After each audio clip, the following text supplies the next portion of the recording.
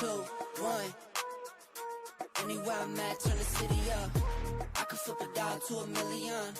I don't like to brag, but I'm really on. 3, 2, 1. Anywhere I'm at, turn the city up. 3, 2, 1. I don't like to brag, but I'm really on. It's a new day, days been new. Been a decade since I made it out of rent too. We some owners, baby, we don't got no rent due. Might trick, but my wife feel like the trick too. Merry Christmas, hey Saint Nick. What we want get, we on wait list. How we got here doesn't make sense. Have patience, that'll make sense. 3, 2, 1. Anywhere I'm at, turn the city up. I could flip a dollar to a million. I don't like to brag, but I'm really on. 3, 2, 1. Anywhere I'm at, turn the city up. 3, 2, 1. I don't like to brag, but I'm really on. Picking up the slack, Jordan in his prime, way I'm getting to the rack. I do what I want, when I want, where I want, no cap. Put in all work, now I'm getting to the back. 25-8, I got money on my mind. Live life great, but I'm always on the grind. Navy blue tank, I don't wear it for the time. Real hustler, baby, throw my rollie in the sky. Get ready for blast off. Ball pointing cushy, so you know it's berserk. Trevor on the mix, so you know we gon' work. I might leave in one, find the beach and go surf. I'ma ride the wave till I'm out of this earth. 3, 2, 1. Anywhere I'm at, turn the city up. I could flip a dollar to a million. I don't like to brag, but I'm really on. 3, 2, 1. Anywhere I'm at, turn the city up. 3, 2, 1. I don't like to brag, but I'm really on.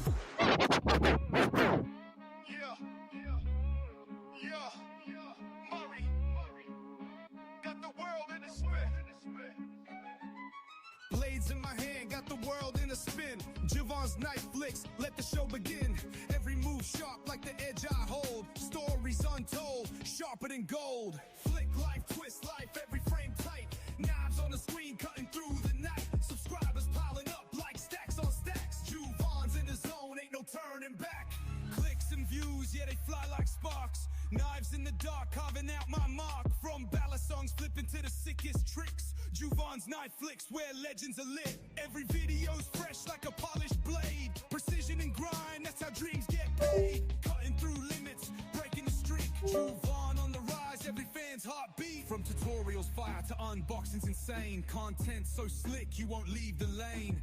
Blood, sweat, criff stealing every flick. And Juvon's world sharp is the only pick. Flick life, twist life, every frame tight. Knives on the screen, cutting through the night. Subscribers piling up like stacks on stacks. Juvon's in the zone, ain't no turning back.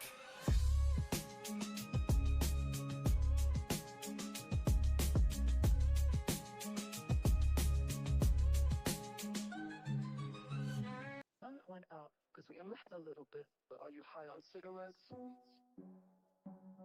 And when that stuff runs out, you're gonna wanna make it. Are you high on cigarettes? Let's watch Juvon's weirdness and get high on cigarettes. Let's watch Juvon's weirdness and get high on cigarettes. Let's watch Juvon's weirdness and get high on cigarettes. Let's watch Juvon's weirdness and get high on cigarettes. Do you know that you're right or wrong? Do you know that you're right or wrong? Do you know that you're right or wrong? Do you know that you're right or wrong? He don't smoke them, but he loves it when you do. That's why he's high on cigarettes. And if you find him, you should light him up a few. He's getting high on cigarettes. Let's watch Juvon's weirdness and get high on cigarettes. Let's watch Juvon's weirdness and get high on cigarettes. Let's watch Juvon's weirdness and get high on cigarettes. Let's watch Juvon's weirdness and get high on cigarettes. Do you know that you're right or wrong? Do you know that you're right or wrong? Do you know that you're right or wrong? Do you know that you're right or wrong?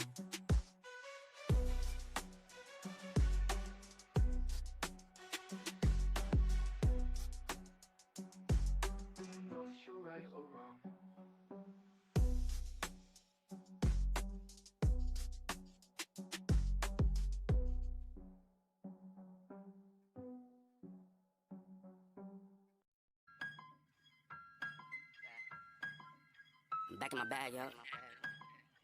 Conscious. ISO. Diamond.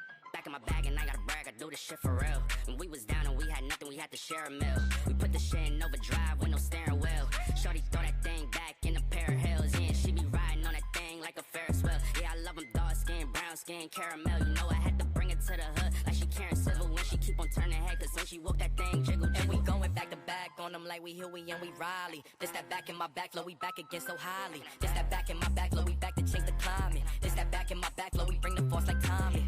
Back in my bag flow. Back in my, yeah, back in my bag, yeah. I'm back in my, I'm back in my bag, yeah. I'm back in my, back in my bag flow. Back again, yeah, we keep on stacking it, what's happening? Everything in Gucci got me feeling like I'm dapper then. Life has been a movie, yeah, so shout out to the cameraman. Pull up to the scene, it's going down like an avalanche.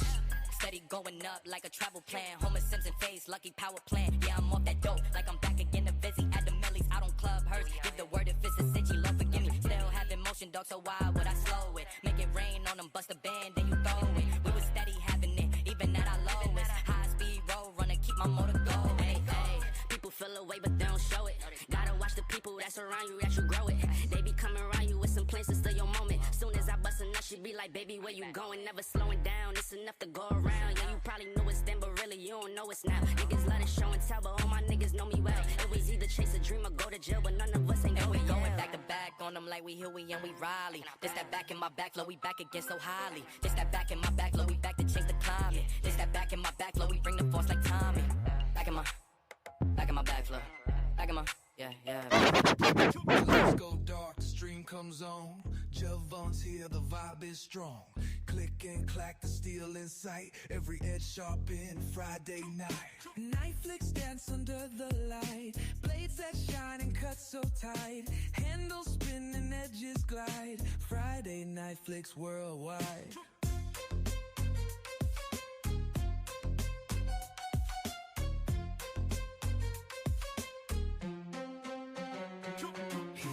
The craft with steady flow. Steel and story you'll wanna know. Flick of the wrist, how smooth it goes. Every frame a master show. Night flicks dance under the light. Blades that shine and cut so tight. Handles spin and edges glide. Friday night flicks worldwide.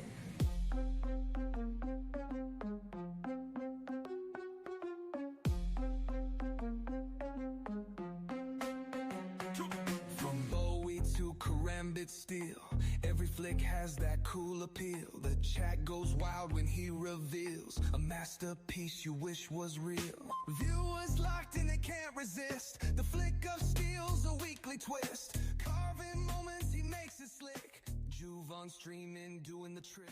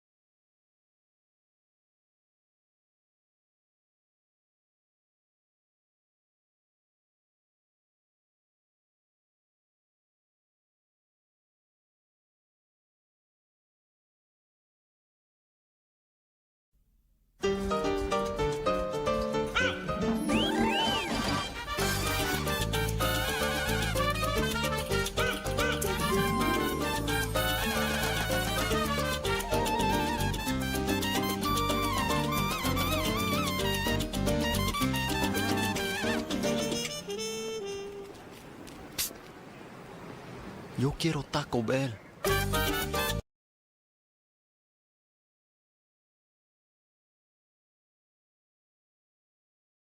What Is up, guys? Welcome to an early Friday Night Flicks. And I'll tell you a funny story. I hope y'all can hear me. I hope you can see me. For some reason, I thought it was live at 8 and started my little intro thing 15 minutes early and figured, well, since we got said faction coming up, I will just jump in early and we will go from there. Good to see everybody. Happy Friday. Happy Friday. We got Neil McKenzie was in the house earlier. Channel member. We got the man, Marco, in the house. Channel member. Henry G is also a channel member and in the house. We've got Ron Dobbins. Good to see you, Ron. Always a pleasure, my friend. Chicago 23, my brother. Javon's first night should be a fixie. You know, I never was going to ever buy fixies. That was something that came late into my collection game, a couple years into it. We got brother Ed in the house. Good to see you, Chicago 23. Angelo, channel member, my man, the myth, the legend, Marco Scamma, who I've been missing on the phone almost every time he calls. I take care of my dad and do a lot of other stuff, sleep at very odd hours. So I apologize, Marcos. I will definitely hook up with you, my brother. I miss chatting with you. I have not forgotten about you. Did y'all like the Yokiro Taco Bell? I was looking for 80s commercials today to try to find something to clip, and I kind of liked it. I liked the way he gave the cold shoulder to the little female chihuahua. I just kept going for his taco. The only thing that would have made it better was if had it been a Mexican pizza. Alex, welcome, my friend. Good to see you, buddy. Welcome, welcome, welcome. I think I'm getting caught up. We got Mimo in the house. Hello, Mimo. What is going on, brother? Who else have I missed? I know I missed somebody. Richard Hopkins, my buddy, and a huge contributor to the show. We will have, I do have a box. We will be having a fixed blade included in tomorrow's members GAW. Good to see you, Richard. Hope you've had a good day, buddy. I know you've had a couple of nice arrivals. I've got a couple of cool things coming I found out about today that I was kind of psyched about, and I'll share that with you. Fed Harrison, my buddy, channel member, what is up, brother? And if you channel members know, what happened is I was talking to Ron. He was looking for trying to find a time to do Ron Crow his live stream. And since I don't have my members live on the schedule, he was looking and he set his up for 3 o'clock, trying to get away from pushing up against other lives. And I totally got it. He sent me an email saying, hey, dude, I feel terrible. I said, Ron, I'll move it up 30 minutes. That way you can come in and at least drop your comment in. If you guys still want to come in at 3, I won't do the drawings till 3:15 or 3:20, probably go closer till 3:30 so that people that want to come in at 3, because it's not a live that you have to be present to win. But I did move it up 30 minutes, but it will be live if you come in at 3.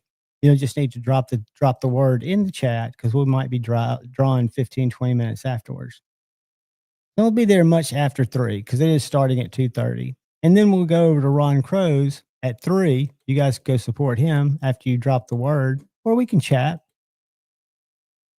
What's weird about having the members live, I should move it to some weird day. Cat Scratch, what is up? What is up?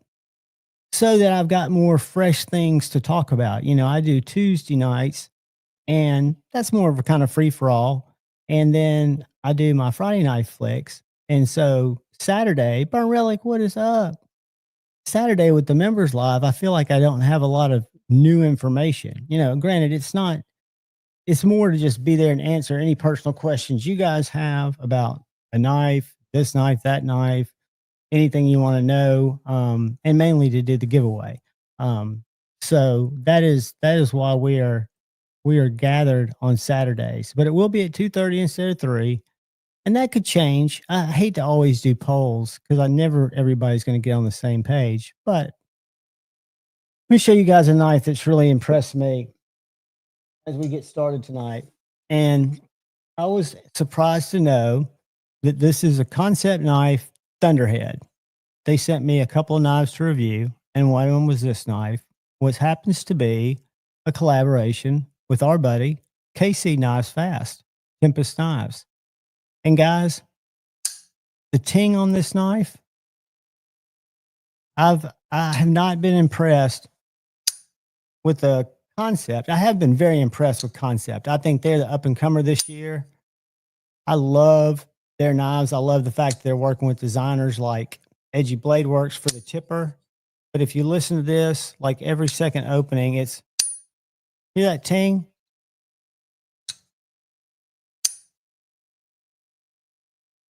It's about the size of a paramilitary 2, has a nice full S35 VN blade. And everybody goes, S35 VN, that's a fine EDC steel, carbon fiber and titanium. And the reason I use S35, and you've got milling here, is to keep the price under $200. So this knife is an internal liner lock, drop shut action. It's also got a very unique front flipper. If you can see that, it's got a little bit of radius to it right there.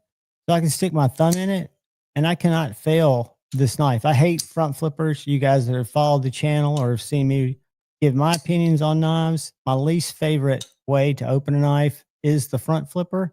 However, this one works exceptionally well, and I've never seen one that has that little curve built into it. However, the finger flick hole is perfect. You can flick it up by the pivot, and it just tings, and you can flip it all the way down here. It's just got really good detent, and that's called the Concept Thunderhead. It says KC Spear on, which is our buddy KC, the designer at Knives Fast. I think it's a Tempest Knives collaboration. It's got the Tempest logo. Yeah. It's got the Tempest logo on one side. But if you look at the designer page, they give KC the actual credit as the designer. But I've been carrying this knife since it came in about 4 days ago. I got another knife in with it that I'll show you guys that I really like as well. I reviewed it. It went out today. More of an overview. I don't think it's going to require a long-term review. It's very unique, and it is even more affordable. This is the Kosami, the Concept Knives Kosami. It is a collaboration with, forget who blades. I'll come up with it in a second. We'll look at it. But it is 154 cm blade steel, titanium handle. And I don't know if you can see where that groove or that milling is, but there's inset carbon fiber, gold leaf carbon fiber that you can see through those cutouts. So it's very unique. The designer who designed this knife designed it after Japanese light rain, because light rain in Japanese culture is very destructive over time. It erodes. And that's kind of the theme he was going for with this little knife. But it's a great little Warncliffe, fits my hand perfectly. Again, about PM2 sized. This is about under $120. And it comes in a lot of different colorways. Flipper tab only, but it is very snappy, whether I light switch it or if I push button it. It's got, for a button lock or really any knife, very good detent, and it doesn't fail. You can watch that video I put out. I think it was today that this knife went live. But both of these knives that came in from Concept, like every other knife that it's coming from Concept, I've had one that the Super Hawk was a little big, but I liked the fact that it was big. But everything else, from the tipper from Edgy Blade Works, this Thunderhead is going to be my favorite Concept to date. When I do the final review on this, and I'll do some cut tests and stuff, I've just been carrying it. I've been using it. I'm hoping to get it to where it'll lose an edge, because it's S35, where I can sharpen it, see how it feels, how the steel feels. But right now I've cut down several good sized Amazon boxes into little strips that I'll use to cut and test videos. But it's got a really tall flat grind blade. I can highly recommend this knife. And I'm really proud of KC, because I've never experienced a Tempest knife. I've experienced them at Blade Show, but I've never owned one. Tempest came out and got really popular right around the time that I was kind of focusing on a different price point of knife and not buying as many, but buying different types of knives. So I never picked up a Tempest knife, not because I didn't like the design. It just wasn't fitting into the price category that I was collecting. And this knife is just stunning.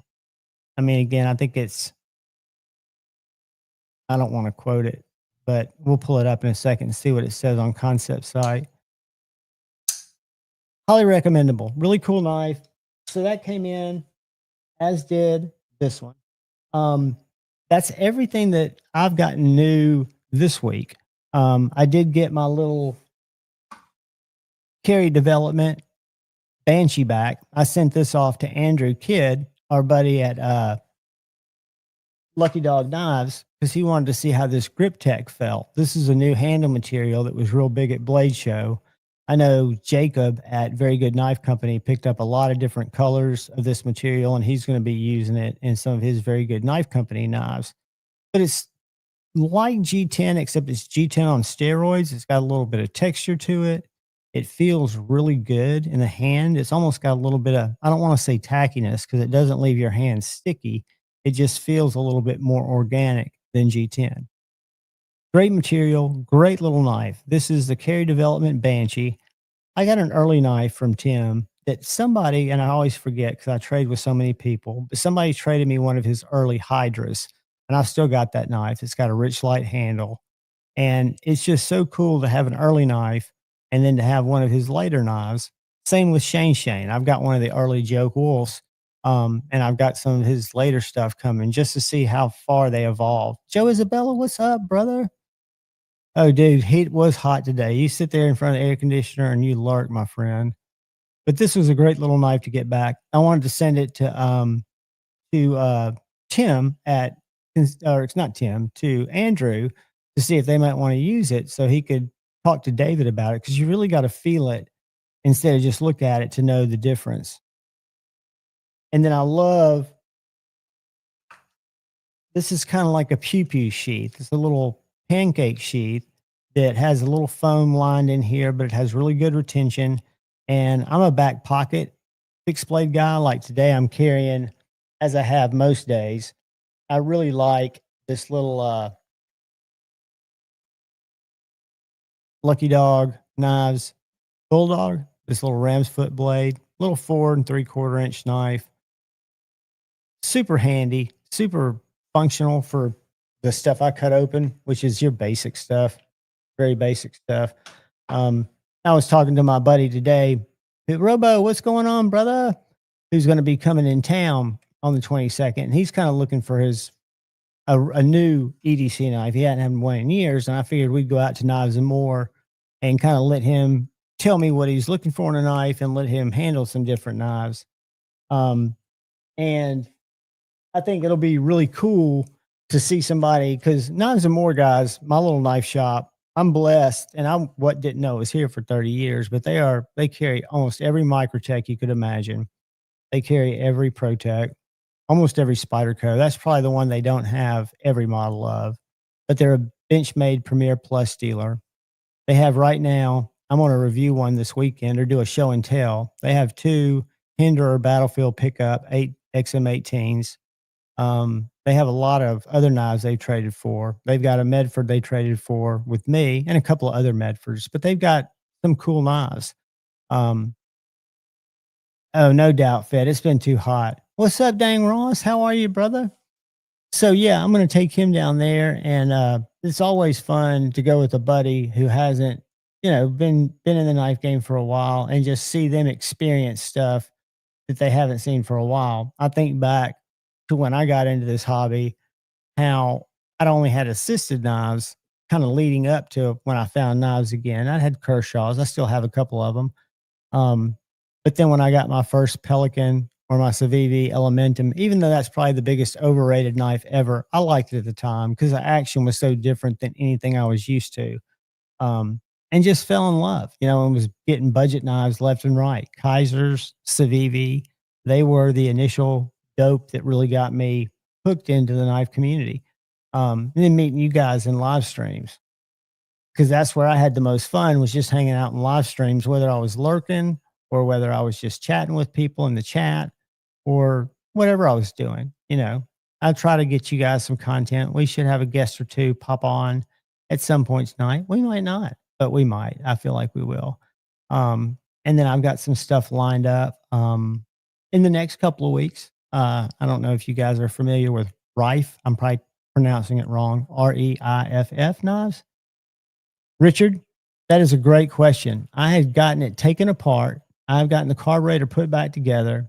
I've got my linkage rod hooked up wrong. And today when I was going out, and I knew that yesterday when I put it back together, and came in and watched a couple of videos, went out today to start to put it back or take it apart, which is very easy to get the air cleaner off to fix that one little linkage issue. And it started raining on me. So I didn't get a chance to figure it. I just need a dry day to figure it out.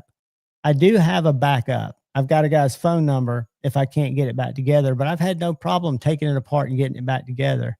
Sweet Fed got in on the Aurelia, probably the best knife of 2025. I wish I could have jumped on it. But Richard, I think it's going to go smooth. I hope it's the carburetor. When I spray a starter fluid in there, it does give it a little fire up. But I've cleaned the carburetor and it wasn't as clogged as I would have thought it would have been. I took it apart and everything. And it worked just like the video. So I'm going to make sure I've got plenty of oil, which I checked it and I've got some oil, and it's one that doesn't allegedly use a lot of oil and it doesn't have a filter or anything like that. It's one of those, I forget what they call it, a recycler. But yeah, so far no good, but it did run a month ago. So it's not like it's been sitting without running. It's something that's recently kind of become a problem. It could be the gas. It could be that I just need to drain it and find a better place to get higher octane gas once I get it put back together the way it's supposed to be. And if I can't get those two linkages the way that I want, yeah, it'll run again, buddy. I feel good. It's a pretty new mower, Richard. It's I don't doubt. Like I said, I've got a number. I got two numbers actually. I got a guy that'll cut my yard, but then I've also got a number for a guy who does come by and work on small engines. Chicken Nick. Yeah, I've got it figured out, man. It's not that hard. I did get a couple of little I found out that using my power, even at slow power drill, is not the way to go. My Weehaw stubby bit, the type of bits that I've got, my Weehaw stubby bit driver was the way to go. I mean, it just works. That's such a great $13 ethanol gumming up the carb. I think that's probably it, dang, but I took the carb all the way down. So I've cleaned it. I just don't know if the gas, I've even got fuel stabilizer in fresh. Now the fuel filter, I'd have to check that email. I don't know if there's a fuel filter, because the only thing that came in the rebuild kit, and I didn't get the whole rebuild kit, but was the air filters, the hose, the fuel line, which is the hose that runs between the carburetor and the gas tank, which I don't know if that's the fuel line, and a carburetor and spark plug. So I put a new spark plug in it. Clean the carbon. And see, I thought about just replacing the carburetor, and that's would be the easiest thing for me to do at this point, is order a $20 replacement carburetor off Amazon and just install it, since I know exactly how it goes in. But I don't think I'll have any problem with this one. I just want to see if it'll start, because this carburetor looks fine. Like I say, it's only a few-year-old mower. The plastic didn't look dry rotted or anything. It is the plastic carburetor, which kind of sucks. But I think it'll be fine. I think I'll get it started. Because like I said, it was running fine. I have a feeling it's contaminated gas. But who knows?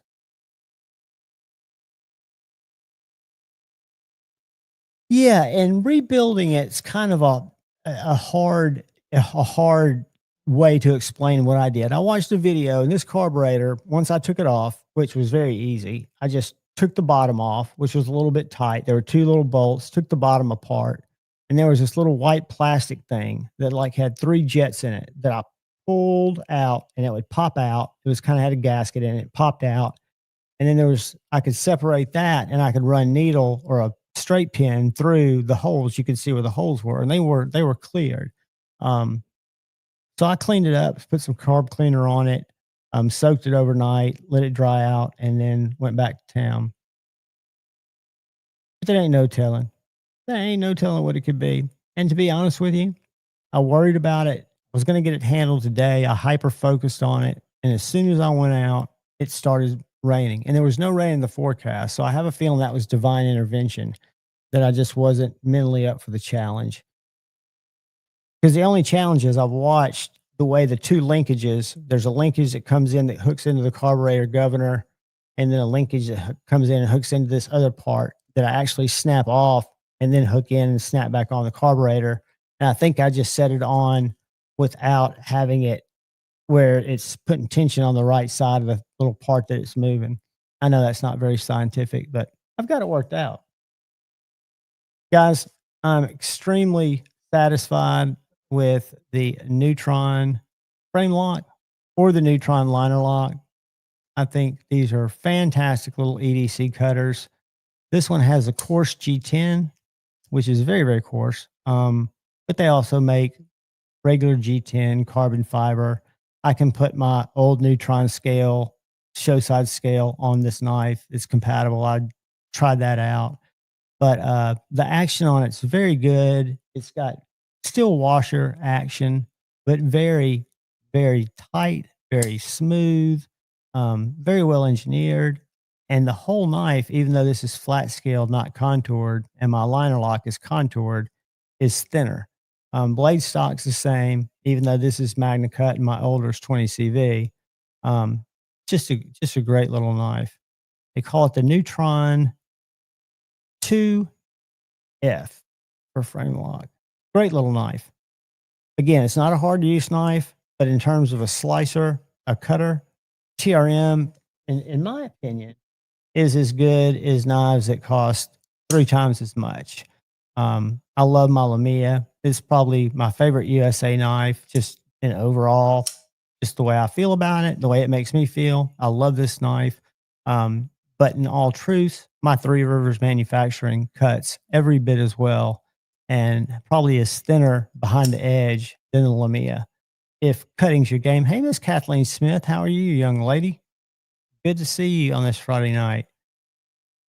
So the TRMs can, they vary in price. A liner lock in G10, you can get in, if I'm not mistaken, around under 250, if I'm not mistaken. And then they go up with titanium. But keep in mind, TRM makes everything in-house with the exception of carbon fiber that they source from Lithuania.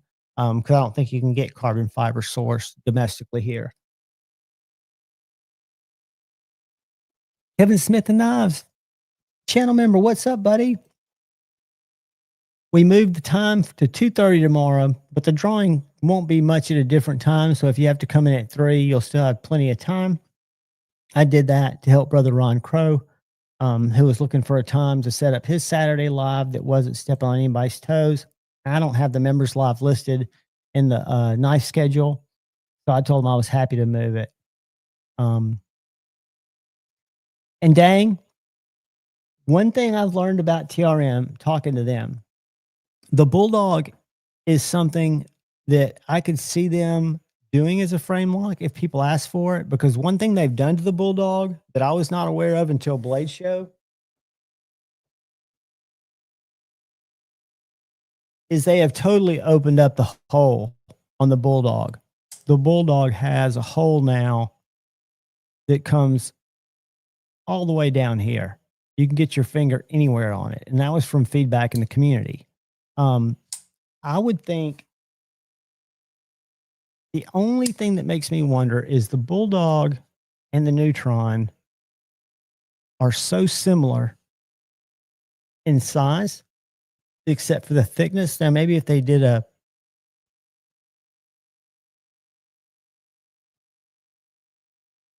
they are very close in size.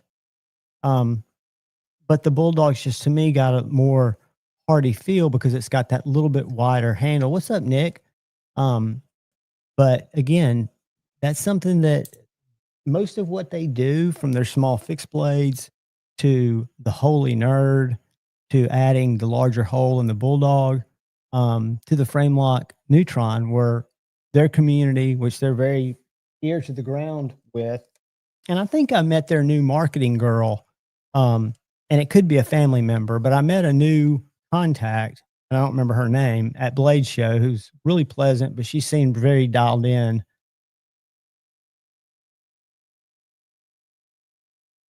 Uh-oh, what's that? My sample size. Gateway Barlow had enough issues for me to turn it. Over to send me a perfect one. That's sweet. Yeah, and again, if they're not perfect, Mimo, that's why I always tell people if you buy, and I've noticed today, I won't get sidetracked. I'll come back to that. But I noticed today that there's scam websites out there again. What's up, Paul Mills? There's sites out there. When I went and searched for something weird, it showed up like the third site down, and it was totally bogus. If you bought from there, they would steal your money. But if you buy from a reputable site or buy directly from Jack Wolf and you have a problem with quality control, they're more than happy to take care of it and make it right. And that, to me, everybody's going to have problems from time to time, issues that slip through the cracks. It's how the company deals with it. And like I say, I've got nothing but love for my Jack Wolf knives, the two that I have. And they've been great knives. They really are. And I loved the little Jack Wolf of, what was it? The Midnight EDC was the one I think I got to review. It was Ben's personal knife. He didn't have any more reviewer copies, so he sent me his personal knife to review after Blade Show last year, and I sent it back to him. Paul Mills, channel member, what's going on, buddy? We're going to be 30 minutes earlier tomorrow, guys, for the members live. But if you come in at 3 o'clock, you'll still be in fine shape. Ron Crow's going to go live at 3, which is a good thing. Sierra Kick, what is up? Sierra Rick. Why do I always say Kick? It doesn't even look like a K. And I can actually read decently. But the other thing that I'm very impressed with, if any of y'all have a McNeese Mac 2, and my buddy just got in, my local buddy just got in the mail yesterday, his Dixon, which I'll be reviewing next week on the channel, and I look forward to showing it off. It's a great knife. I got to hang out with Ryan Ellis's at Blade Show. It's a beautiful knife, but I'm a big fan of this Mac 2. And I'm even a bigger fan of it with the Skiff thick washers installed. This has the thick washers that are set up for the McNeese Mac 2. You can basically just take out your bearings and put in the washers. And then I put my bearings back in if I ever want it to just be super, super drop shutty. But it feels so good with phosphorus bronze washers. It's still very flicky. It's still, I'm horizontal, but it's still pretty drop shutty with a little bit of a shake. And it's such a good knife. The Dixon's excellent. It's a larger knife, but it's not that big in your pocket.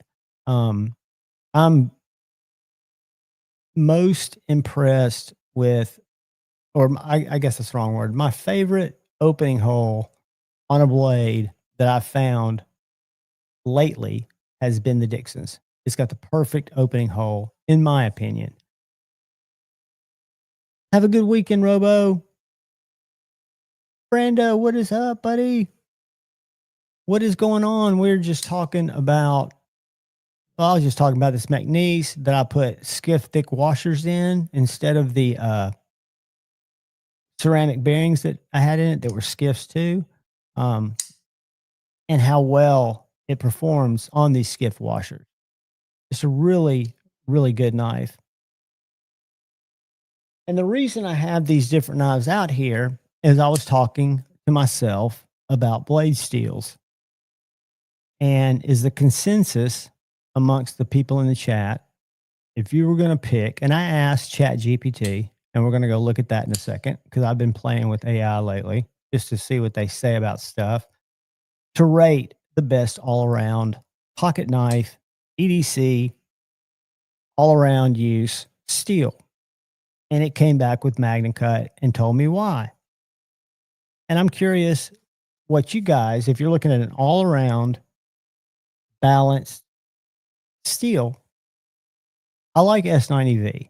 This is what this is. I like MagnaCut.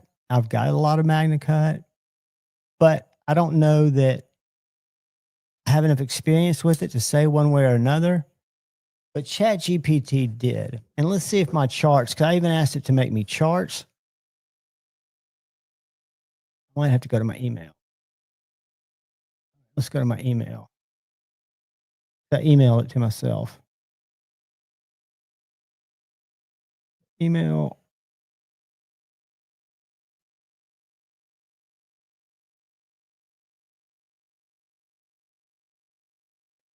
All right, let's see what we got here. So I don't know if you guys, and I know we won't go hard on AI, but I don't know if you've used Chat GPT for anything. But I asked it,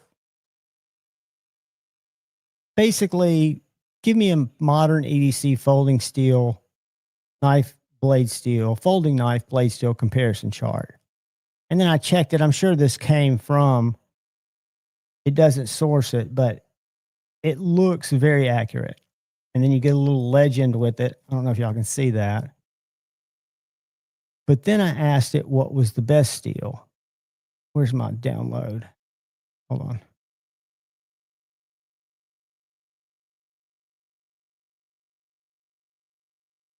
See if I can get this big.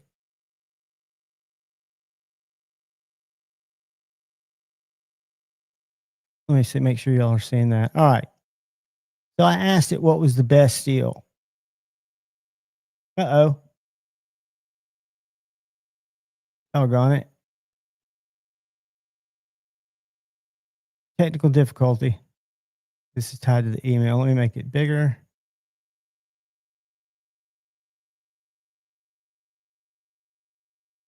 It won't let me scroll on it. All right.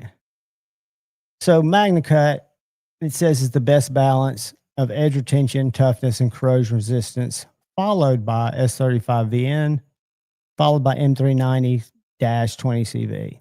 That's best all around. According to ChatGPT. And best edge retention, it looked at M390, 20CV, and CTS 204P, all near identical and holding an edge for a long time. Followed by S90V with extreme edge retention, harder to sharpen. Maybe Kyle will stop in. S45N, strong retention with better corrosion resistance than older steel. And then it even gives you your best corrosion resistance and easiest to sharpen. Best budget steels. But what's cool, or what's interesting, or what's scary is you can ask ChatGPT a lot of really good questions. EDC pocket knife is not just a steel. Let's see what it says. It won't take but a second. Chat, do it together. GPT. I've got the app on my iPhone, but there's also other AI. Gronk, I think, is Elon's, but I've always liked this one. So, what is the best all around EDC pocket knife? Should we give it a price range? What price range should we give it, Kathleen? That's true, Mimo. It's going to be whose and how's it heat treated. Should we give it a price range? Should we say around $100? Should we say $50? What's the best price range between $100 and $150? I'm going to do that. I'm going to give it a little more to see how accurate it goes. Let's go 100 and 200. Question mark.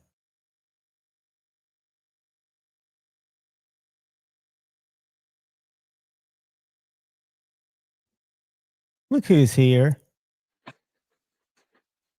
My buddy. The man, the myth, the legend, Dark Gravity. How are you, bud? I'm all right. How you doing? We're just playing with Chat GPT. You know what it says? The best all around, and I'm not going to disagree with this. $100, $200 top all around EDC knife. Bench made bug out.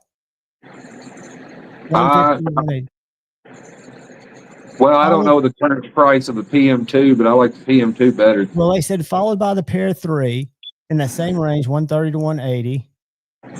Followed by the ZT 0450. Followed by Civivi Chevalier. Followed by a Giant Mouse Ace Biblio. I don't know where they get this stuff from, but I find it kind of fascinating. It could possibly be based off of sales statistics. It could be. I don't Because I I know could see the bug out in the Para 3 being like two of your top two sellers, because forever the Griptilian was, right, and the right. PM2. And so I could see the bug out in Para 3 maybe taking the place of the Griptilian and the Para 2. Yeah, you're probably right. I mean, I think my favorite is the Para 2. I like it better than the Para 3 for me. Oh, I I do just think too. it's a better knife. But yeah, I think there's some good ones out there. I asked it a bunch of steel questions and it gave me some really good breakdowns. I mean, it asked after I got done, because I was going to copy it to share it with everybody, it asked if it wanted me to make charts. And I said yes. And then it took about 3 minutes and it made charts. So it took all the stuff and put it on. I mean, you could basically run your business if you proofread and check everything and you know what you're trying to accomplish. AI is scary, but it's going to be a popular tool. Oh, it already is a popular tool. It's annoying sometimes, but it's already in everything. But can't you find it? I mean, there's always going to be a need, I think, for human interface. I feel like there is. I don't think AI. Well, I mean, I haven't seen robots do it yet. I'm sure they're close, but I don't know how cost effective they are. From what I've seen, one of the biggest issues, I don't know if it's what the biggest issues is. Something I've heard talked about a lot is the AI's level of energy consumption. So they're talking about, the amount of power it takes to truly utilize AI is apparently through the fucking roof. I can imagine that, because you've got so many processes happening at once. Yeah. You've got so many different systems tapping into different ways. So you're just basically hogging all that power, it would seem like. Yeah, as they upgrade the power system, I don't know, because computing technology has kind of reached its limit, from what I understand, with the fact that they can't control the atoms transferring from one transistor to the other or some shit like that now. They're at their That max now it's all speed. about power. Well, it's such a small level that they can't control it. I don't know.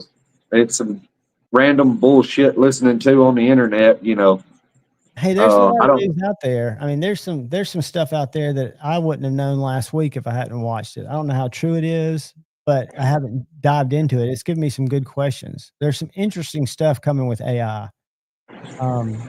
I know enough about AI that I don't have to worry about zombies, but I probably do need to worry about Terminators. Well, let's say what I think's amazing about it. I told my mom. My mom got invited to meet these ladies that were all friends of her German parents. Y'all know I have German in-laws, and these are people that are 10 years younger than my mom, but she didn't really want to go because she didn't know them. And I said, I'm going to tell it right now. Write what do you call it when you reject something? What do you mean when you reject it? Like if I'm going to not go to dinner, I'm not going to meet you guys. Decline? I don't know. I'm not that damn fancy. Decline email or dinner request from old friends. I don't even know what RSVP means. So that ought to tell you how redneck I am.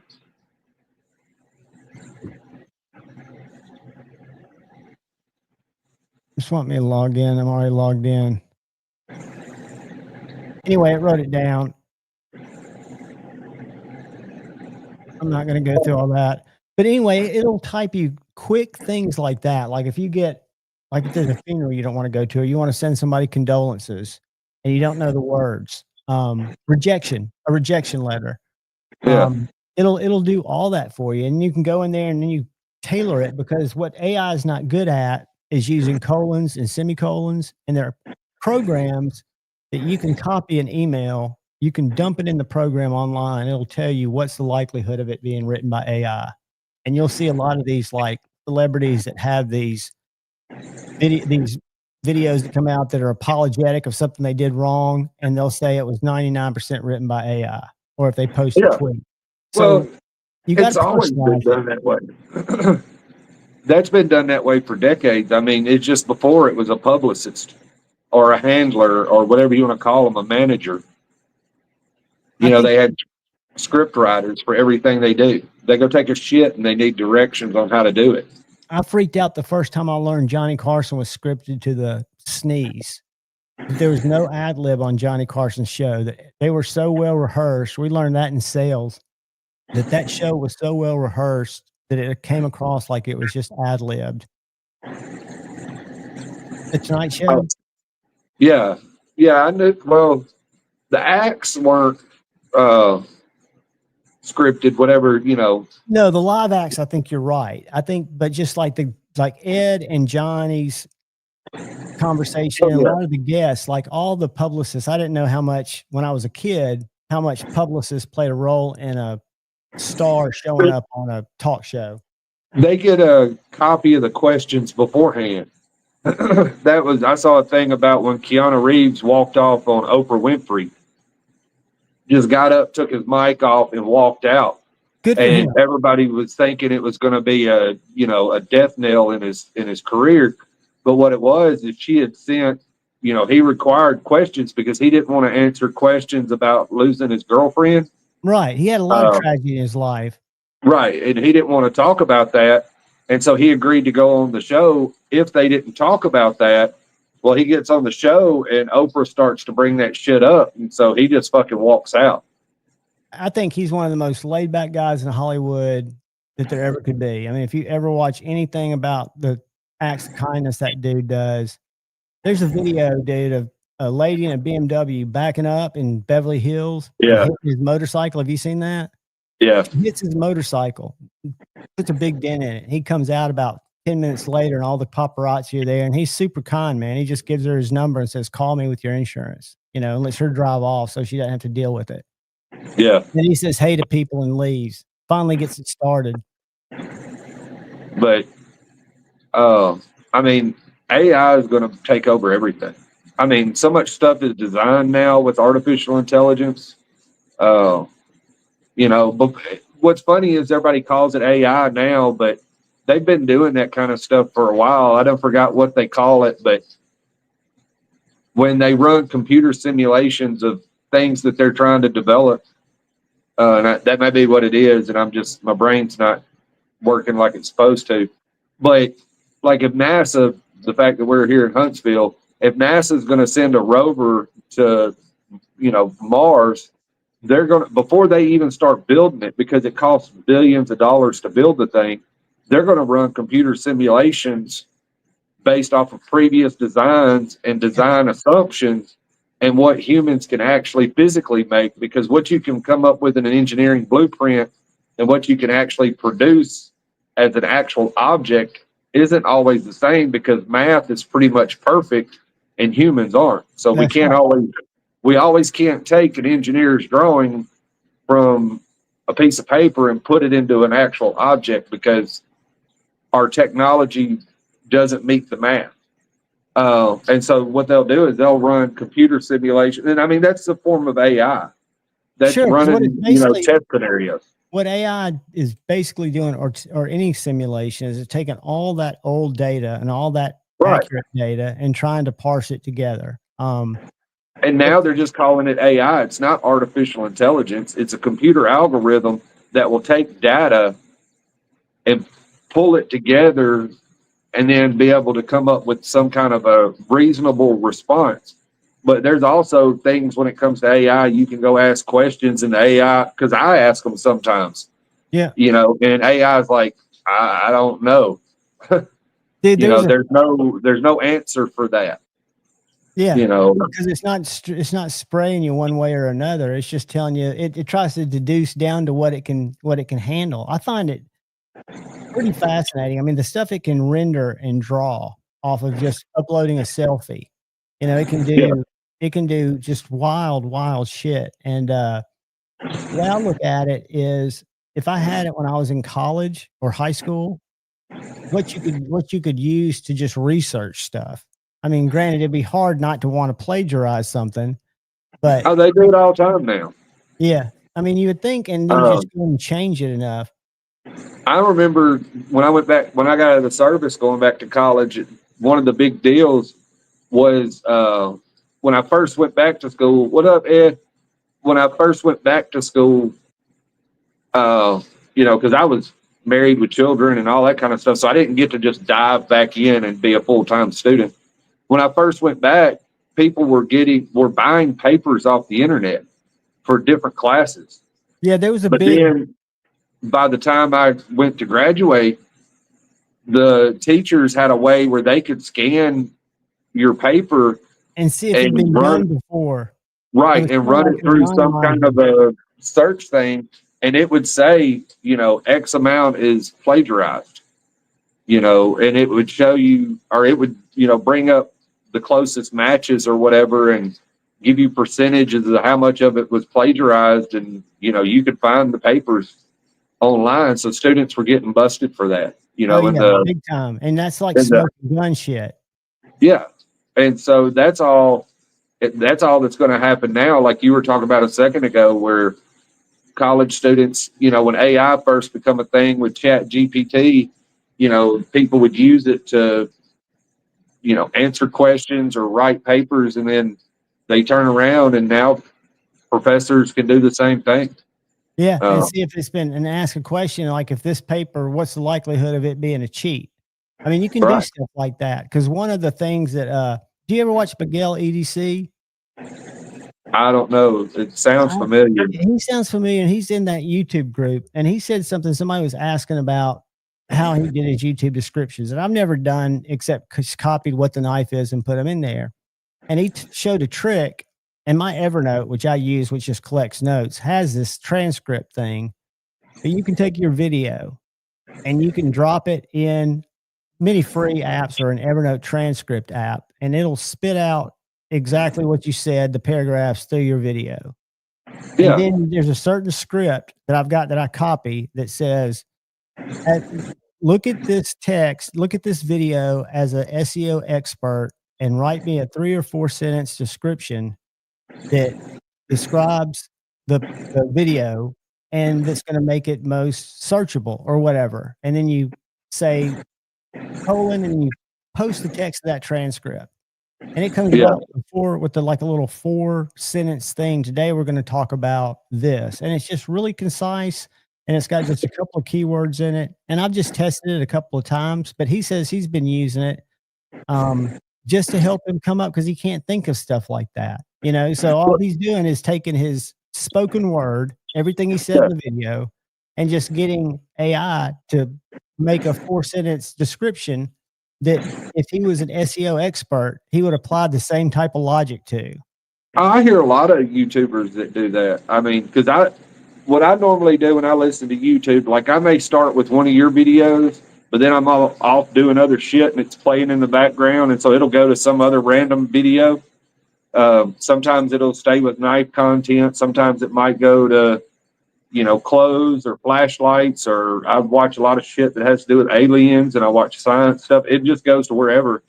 And I've heard every genre that I listen to of YouTube content, there's been somebody that admits that they use, some form of AI to write their titles.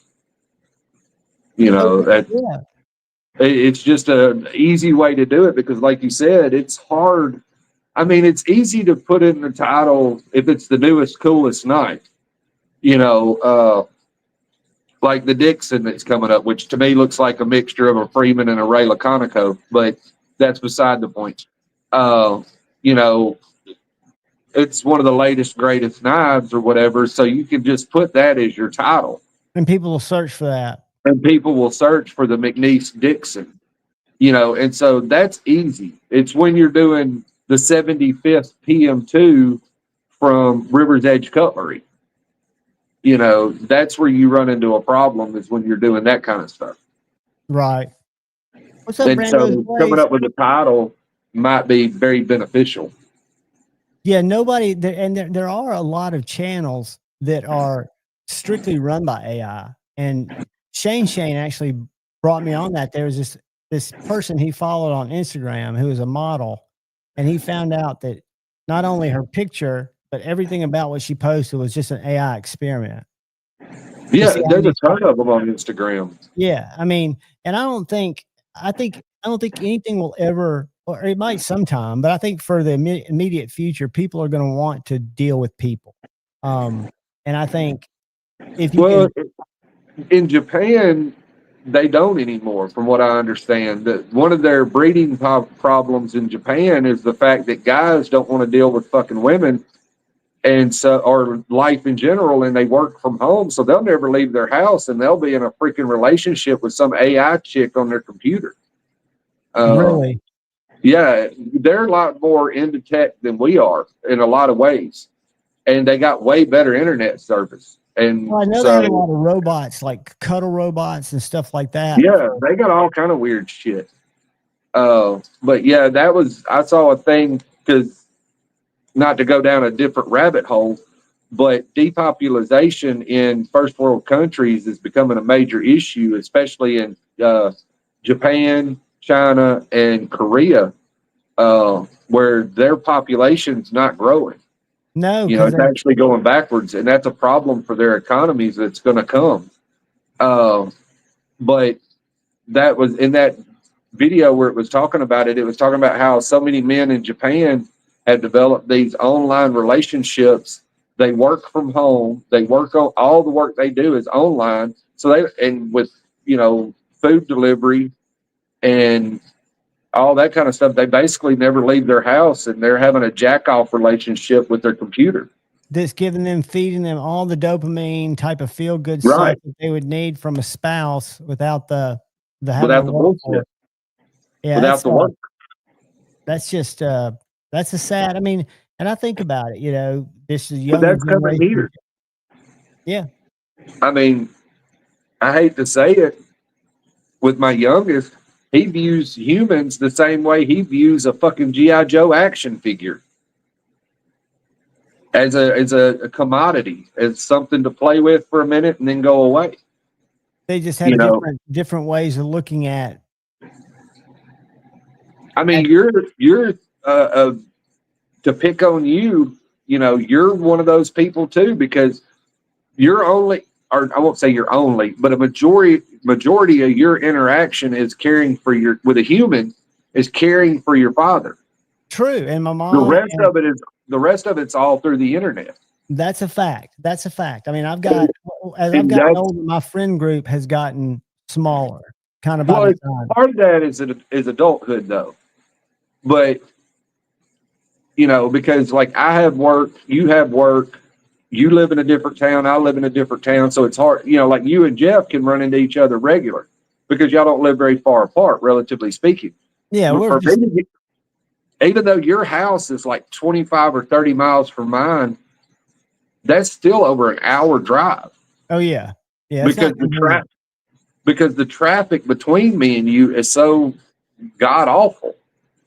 So you have that anyway, but the internet has really made it worse.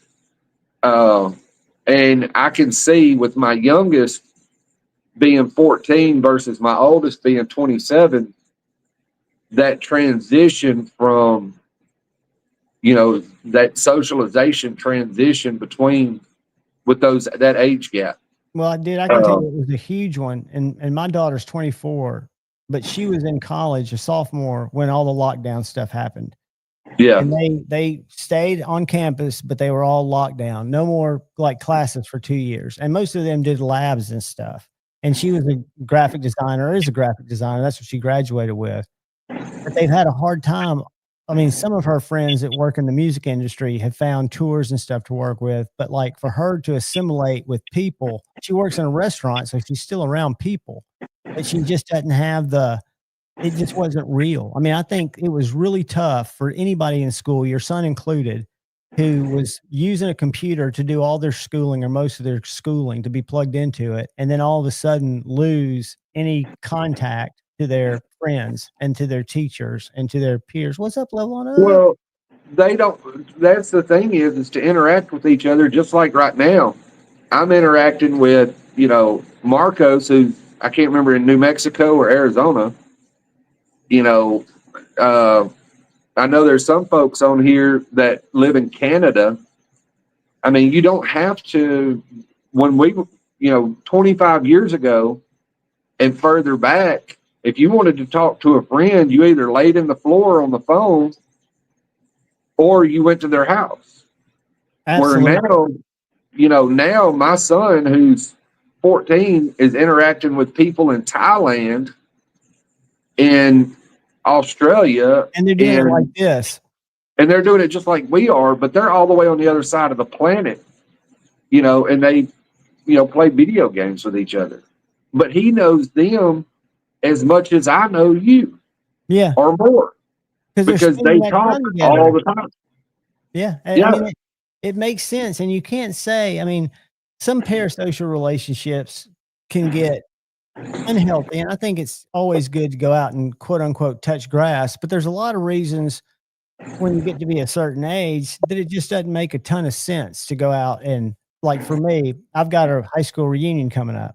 I care nothing about it. I've gone to like the last 3, and it's just less people each time. And it's just like, what's the point? I'm going to visit some of the people that are coming in town for it, but I'm not going to go put myself through it. One of the things Friday night, I'd rather be doing a Friday night flicks than hanging around a bunch of people small talking.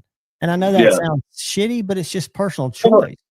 Well, the thing is, if I gave a shit about you, I'd still be talking to you today. Exactly. And most of these people, we've just drifted in so many different directions for so many reasons. And a lot of them, when you think about it, in high school is just kind of a weird thing anyway.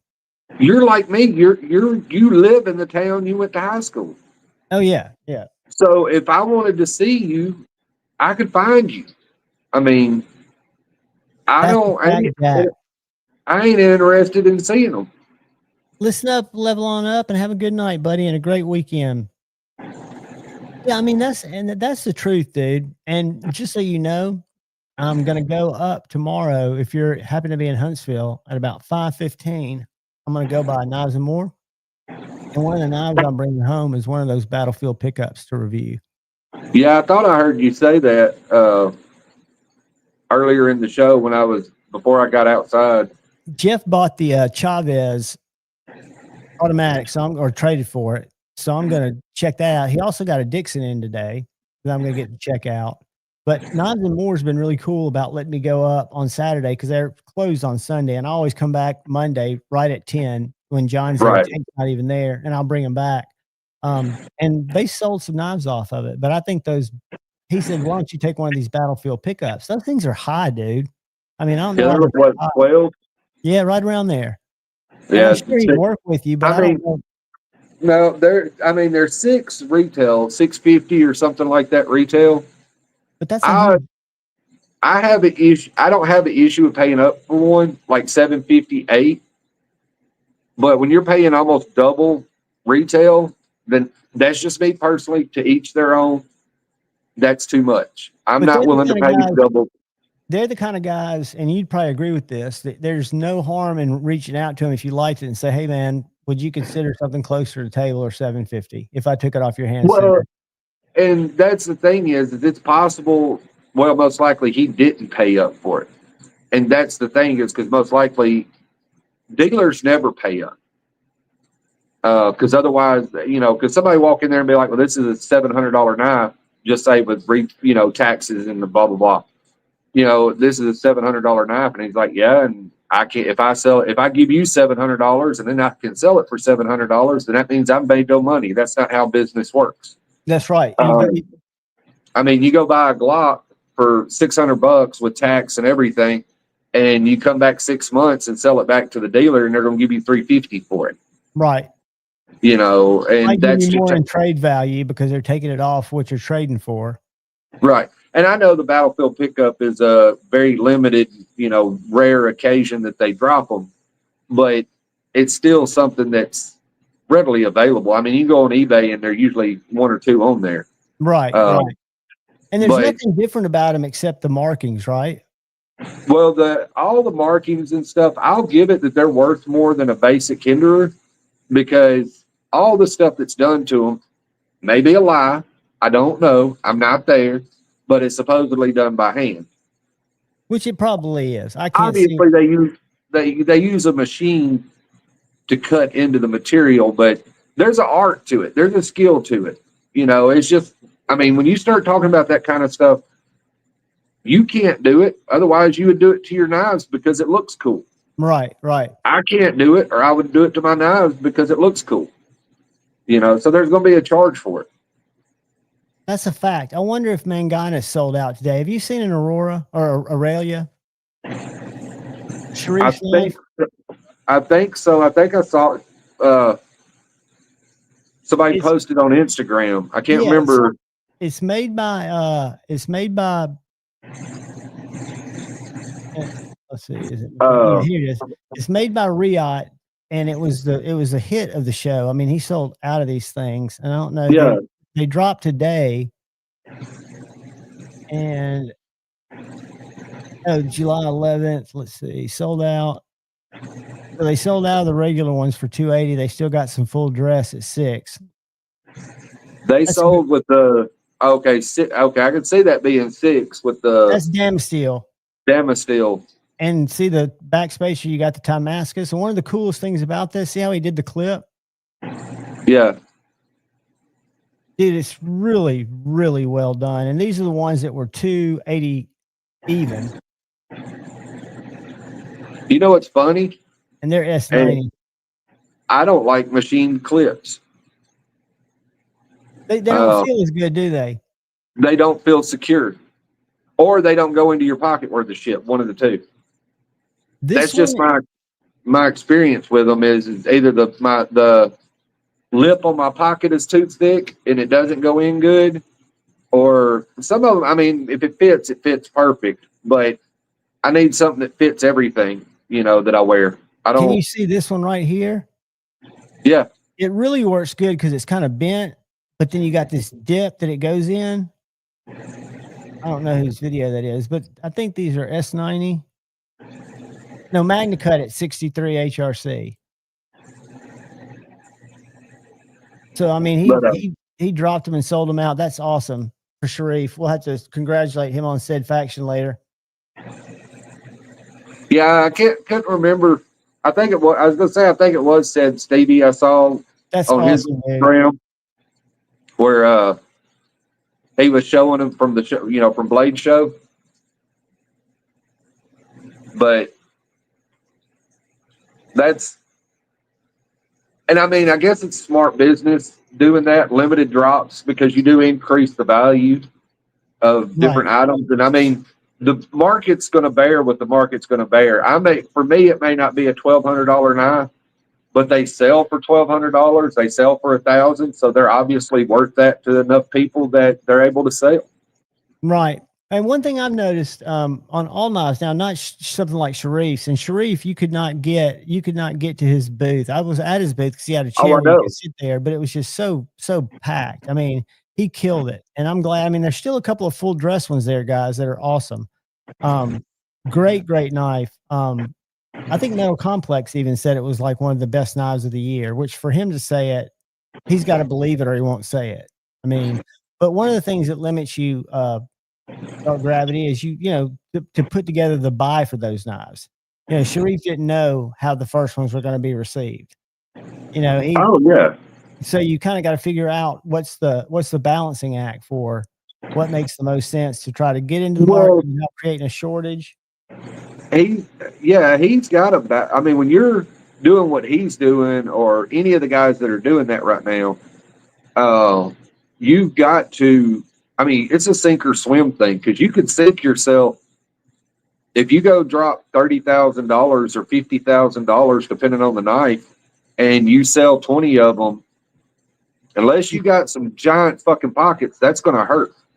And it hurts your next release. I mean, there's so many things to think about when you're doing a business. Because I mean, I love, and I don't own one, but I have experienced it. The Kamado is a great knife, but it's totally different than the Aurelia. I mean, they're totally different feeling knives, price point knives, but he designed them both.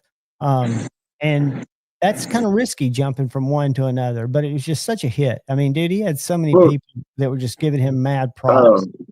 Sometimes when you go and you can put yourself into a niche market And if you try to step outside your niche, like if you normally make, $350 knives, and all of a sudden you come out with $100 knife, if you come out with it too soon, people are going to look at you funny. And if you make $100 knives all the time, and all of a sudden you come out with one that's $350, you better hit it out of the park, or you're fixing to. We're seeing that right now. Jack Wolf had the knives I've gotten that were like $299 for the slip joints, and then $349 for the autos. Well, then they came out with like a Silver Wolf like 3 months ago. That was a little bit less nice. The tubing wasn't as nice. It was $199 and it was 14C. Well, 3 weeks ago they had a drop of allegedly the best slip joint you can get, 14C, $69.99, and they sold out instantly. And there are people that were talking about. Let me see if I can find what it was called. But I think that in the long run, that is, is great. The Gateway, it's called the Jack Wolf Gateway Barlow, and it looks kind of like a Jack Wolf. I mean, everything. Check these out. The design's there, but the material's cheaper. Well, you got micarta, you got. Say to me, that's a nice knife for $69, dude. Yeah, and I mean, I don't. But how do you go back and then justify? I mean, yeah, you got S90V, you've got carbon fiber and titanium. Where this is steel, I guess. Yeah, it's probably more of an actual traditional with probably steel and brass. Yeah, 14C, integral bolsters, liner, stainless steel instead of titanium. Yeah. But they sold out in a hurry. And like, here's one in carbon fiber for $69. Well, I mean, I hate to say it, carbon fiber doesn't necessarily mean it's an expensive knife. Truthfully, no, I totally agree with you. It used to, but it don't anymore. I mean, a lot of the stuff that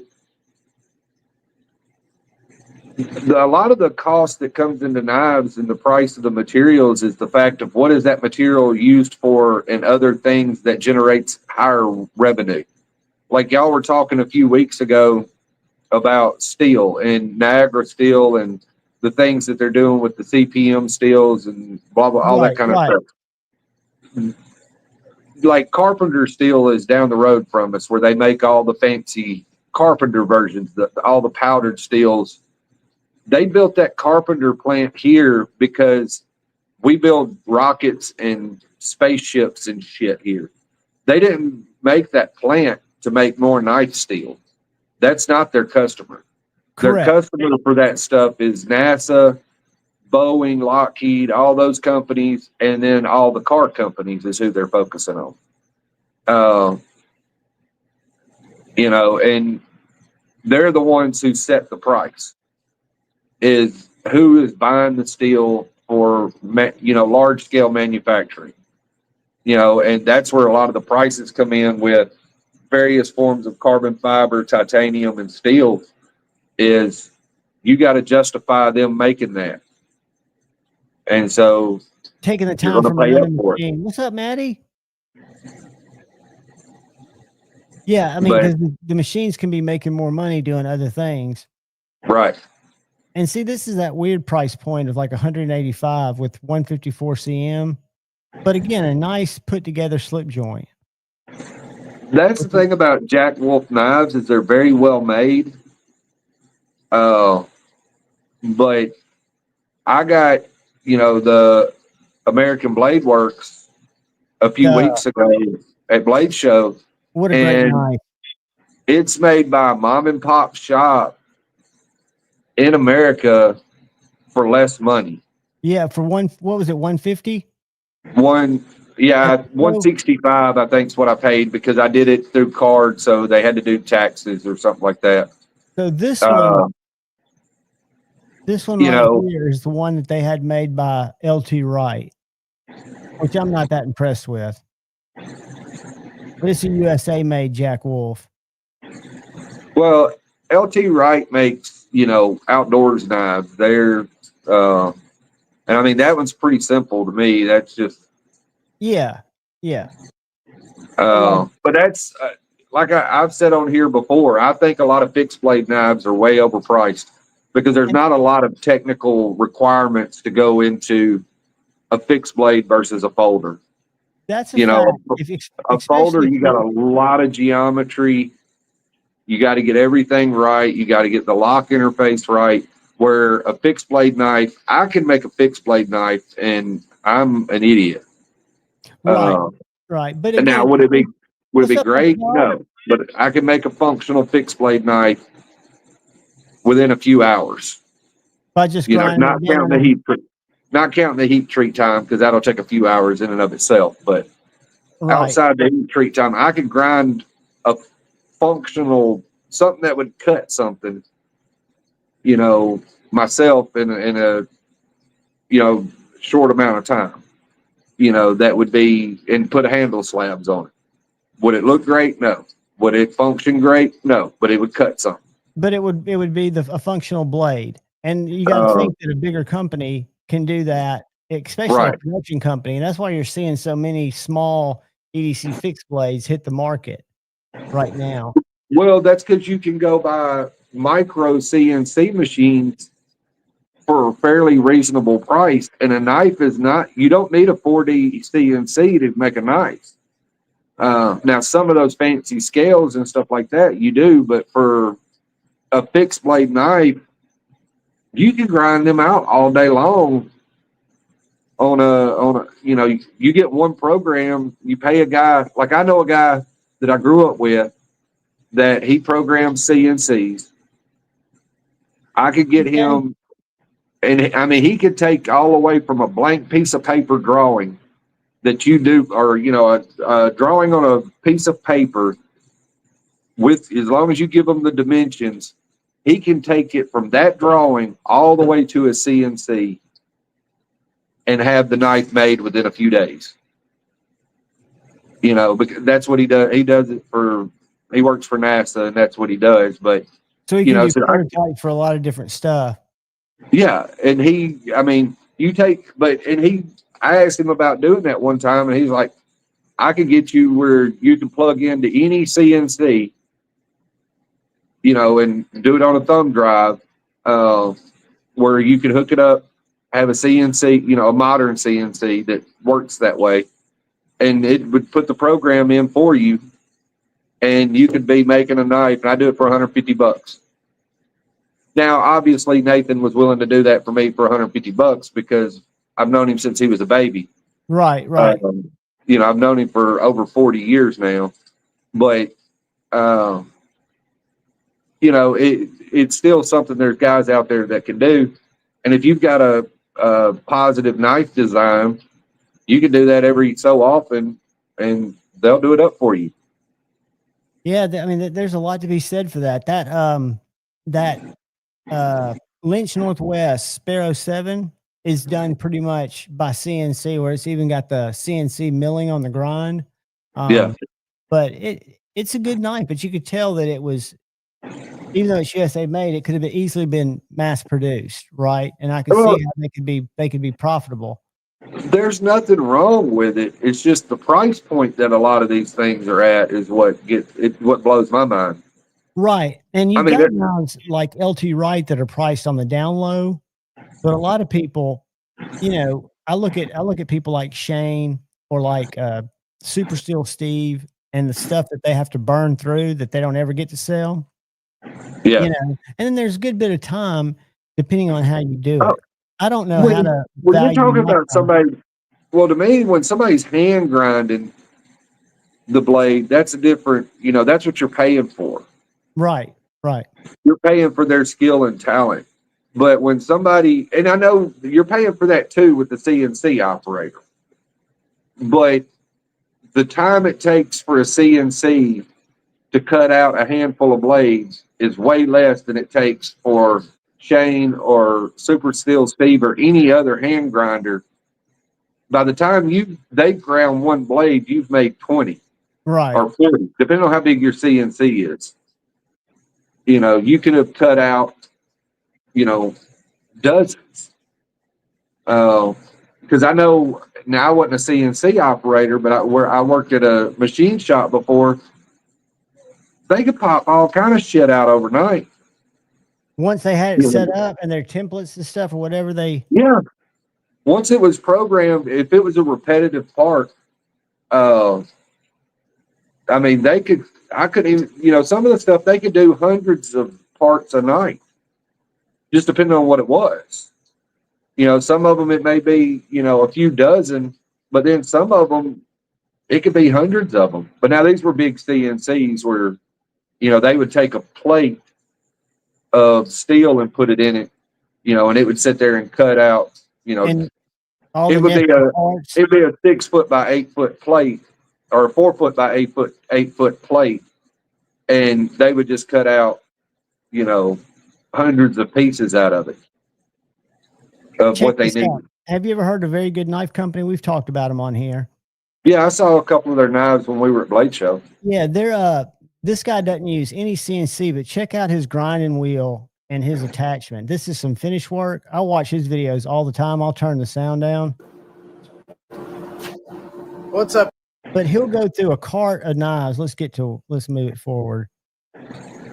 And he does everything, dude, by hand, from his handles, and he does his kydex. He does it all right there, but he can blow through a bunch of knives where a lot of people, it takes them a lot longer, but he's just done it so long. And he's got this grinder that's closer to us when he's doing blades, that he's got this little metal thing that the knife goes in depending on the type of grind, and he can just whip them out. He's got jigs that he's made over the years. Well, this is a metal, like this one thing is like a jig that came from the machine company. Let me see if I can find a picture of that grinder. But I've watched where, like, a couple of knife makers, what they'll do is they'll get, like, you've got a fresh belt. Instead of trying to do all their grinding on one knife on that fresh belt, they'll use that fresh belt and do so many grinds on so many knives of the same grind. Then as that belt wears down, they'll go and do a next part of their grind. And then as, they try to get as much cutting done out of the belt. I don't know if what I'm saying is making sense. It makes sense in my head. Yeah. But like, say they're running a 60 grit grinding belt, which is a heavy grinding belt. They'll go through and do, all their rough plunges and main, shaping grinds, for like say 6 or 8 or 10 or whatever knives off of that before it wears it down. And then, they'll start doing other grinds, and they just try to get the most use out of the belt as they can. But I mean, I'm sure everybody does it different ways. Some folks, I'm sure, just even that's been doing it for decades, probably do one knife at a time. Hello, Daddy Gravity. What's going on, Kyle Coonley? What up, Kyle? They let you out? Yes, sir. How about you? Scooter. I had to escape. They wouldn't let me out. Hey, can't say I blame them. How's Stevie? What's that? How's Stevie doing? Oh, he's wild as hell. I thought that's what you said. He got his stitches out last Saturday. He goes back for a checkup, and not this Saturday, but in like 2 more weeks. The next day when he was eating, just looking so happy. Oh yeah, he's he's become a part of the family. He's he's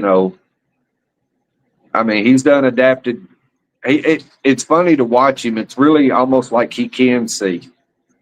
And I know it's because their hearing and their sense of smell is on a level I can't understand. And they've overcompensated for not having that sense in other areas. Yeah, and so he you can watch him, and it's a lot of times it's almost like he can see. Because he's gotten so used to his surroundings. Where'd y'all guys find him? Did Lo find him, or did you find him? Oh, well, my wife's family has, which I've told you, has a massive farm. And part of having a farm is you end up with cats. Right. And we went, there was some stuff, I think it was my wife's great aunt. It was like a little cabinet that goes in the kitchen. And my wife wanted to go get it. And so we went to the farm because it was in one of the barns there to get it. And we were just standing there in the driveway. And well, there were cats running around everywhere. Because like I said, that's just part of being on a farm, where you have mice. And, that's just what they do. Well, he come out and started actually crawling all over my boot. He claimed you. And I looked down, and my mother-in-law was like, "Oh, that's the little one that ain't got no eyes. He's really sweet." And so I picked him up, and he, wanted to be held and petted and all that. But you could see that he didn't have any eyes because he just had open eye sockets. And my wife said something about, "I want him." Dude, that's so awesome that he's got a good home now. I mean, he's going to be. I was like, it's whatever, and so she told, because of us working, she asked my mother-in-law if she would take him to get him taken care of. And she was like, well, yeah. And That's so awesome, my mother-in-law took him for all the medical stuff for us. And then the first day I posted him on Instagram was the day he come home. He had stitches that day, right? Yeah, he had both of his eyes were stitched shut. And I tried to get a picture this morning when I posted that video, but he won't fucking sit still no more. No, he gets his nimmies, I bet, when you're awake. Does he sleep he sleeps in the master bathroom? Do y'all keep him in there? We do. But now that he's healed up, he just goes wherever. That was mostly because the fact that he still had stitches. Sure. And we didn't want the two older cats to, because they still weren't used to him yet. Right. And we were just scared to death that they'd pop him in the face with a claw out and rip those stitches out. And so he stayed in the master bathroom until he got his stitches out. But he still goes in there. He still likes it in there, I think, because he just got used to it when he come in. There, yeah, it's got his smell. I mean, I think that was the heartwarming. At first, it was just like, is little Stevie going to make it? Because I didn't know the story. He looked rough in that first picture. Well, that's because he's high as fuck. Right. He had that dopey fentanyl look. I just didn't know it at the time. I thought it was just, that y'all was just we pretty much did bring him back from. Well, I guess he was healthy out there without eyes. Yeah, he was fine. The biggest concern long term was having the open eye sockets and being a wildcat. He would get worms, shit into the eye sockets, yeah, and then that would end up killing him. Yeah, Dark Gravity is a good man. I mean, he gave little Stevie a happy home. Did little Stevie look like Javon on a full bag of gummy mushrooms? I gave up gummy mushrooms. Those are whack, man. It was hilarious. You could tell he was high as hell when he first come back from the vet. But they probably kept him sedated the whole time. But that's what's crazy is I can't think of the Ultram. I can't think of the generic name for it, but that's what they said they gave him. And I'm like, they gave him Ultram my ass. He was out. He was out. And Ultram, I don't know. He's a cat. Weighs he's a little guy. Yeah, he doesn't weigh a pound, does he? I was going to say he may weigh 1.5 pounds at the most. So maybe an Ultram would do that to something that weighs maybe 1.5 pounds. I don't know. Y'all talk about it yourselves. Give me 1 second. I got to grab mine real quick. Hey, Ben, Ted. All right, I've just been working. Yeah. How you been doing? I've been good. This week's been kind of low key, but other than that, I've been good. This week was a mess for me, but that's we're having trouble keeping up at work, and so it's created a freaking hot mess. Well, demand just exceeds our production capabilities. Yeah. Are you guys 24/7? Yeah. Okay. Yeah. And everything's coming back that we supply. I mean, everybody, I don't listen to the news anymore because being at the base product level and the fact that we can't keep up with demand, I'm like, I don't know where it's going and I don't know what's going on, but I'm like, the demand right now is more than what it was, in the past. So I can tell you that now during COVID it slowed down, but we can't keep up with the demand, and most of our stuff goes to construction and automotive. So manufacturing is kicking up right now. Yeah, and so like I said, we can't keep up with the supplying what's needed for the construction and automotive industry. So, and that's not even counting the fact that we got a bunch of contracts with some major construction companies and with the government. So some projected outwork on top of that that's got y'all just swamped. I don't know what it is, man, because I'm in the market for a new Dodge Ram when they come out with back to the V8, and ain't nobody got none. I can tell you that, at least not around here. Are they like brand new, where they just hit like the first allocation? Because that could just be that demand. Well, I was looking, and I mean, like the dealerships around here might have 2 or 3 on the lot, like I won't, because I don't want one with all the fucking chrome on it. I don't like chrome.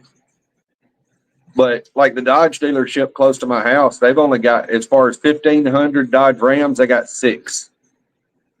Wow. On the whole lot. So they're going through kind of like a shortage of getting them made. Yeah. I mean, all the dealerships around here are pretty thin, though.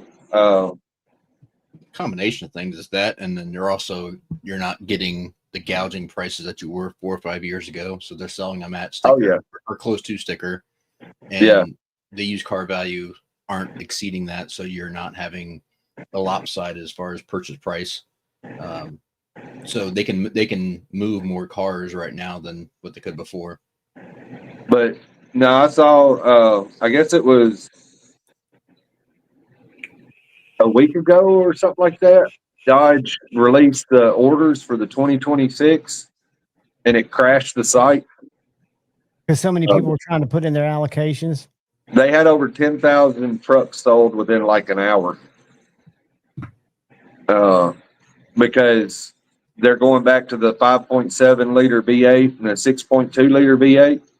Aren't they close to $100,000 now? Some of them are, yeah. The T-Rex is over $100,000. That's what I really want, but that's out of my price range.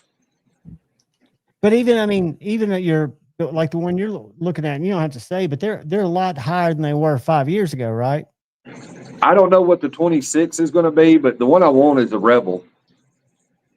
They're not as bad as, so like some of those, like your Raptors, your T-Rex, those are all over 100, and your high end. And those have performance packages or something. What? Those have performance packages or something to make them like that. Like the Denali's are in the 80s and 90s. But I mean, hell, you can get a loaded TRD Tundra for like high 60s. Yeah, that's what the Rebel that I'm looking at. They got a turbo one on the lot, but I don't want the V6 turbo or inline 6 turbo, whatever the fuck's in it. I don't care. I don't want it. Is 68, I think is what it was. Yeah. And so, if you get, you can go up in price. I don't really know what the hell you get going up in price. I do with like a T-Rex or a Raptor, but I'm about, I know Ford's got one. It's called the Platinum, and they're like $80,000-$90,000. And I'm like, what the fuck is in that truck that's not in the one I got now?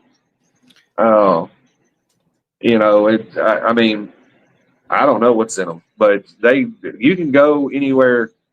I think the cheapest truck you can probably get now, as far as sticker price goes, is like fucking 45,000,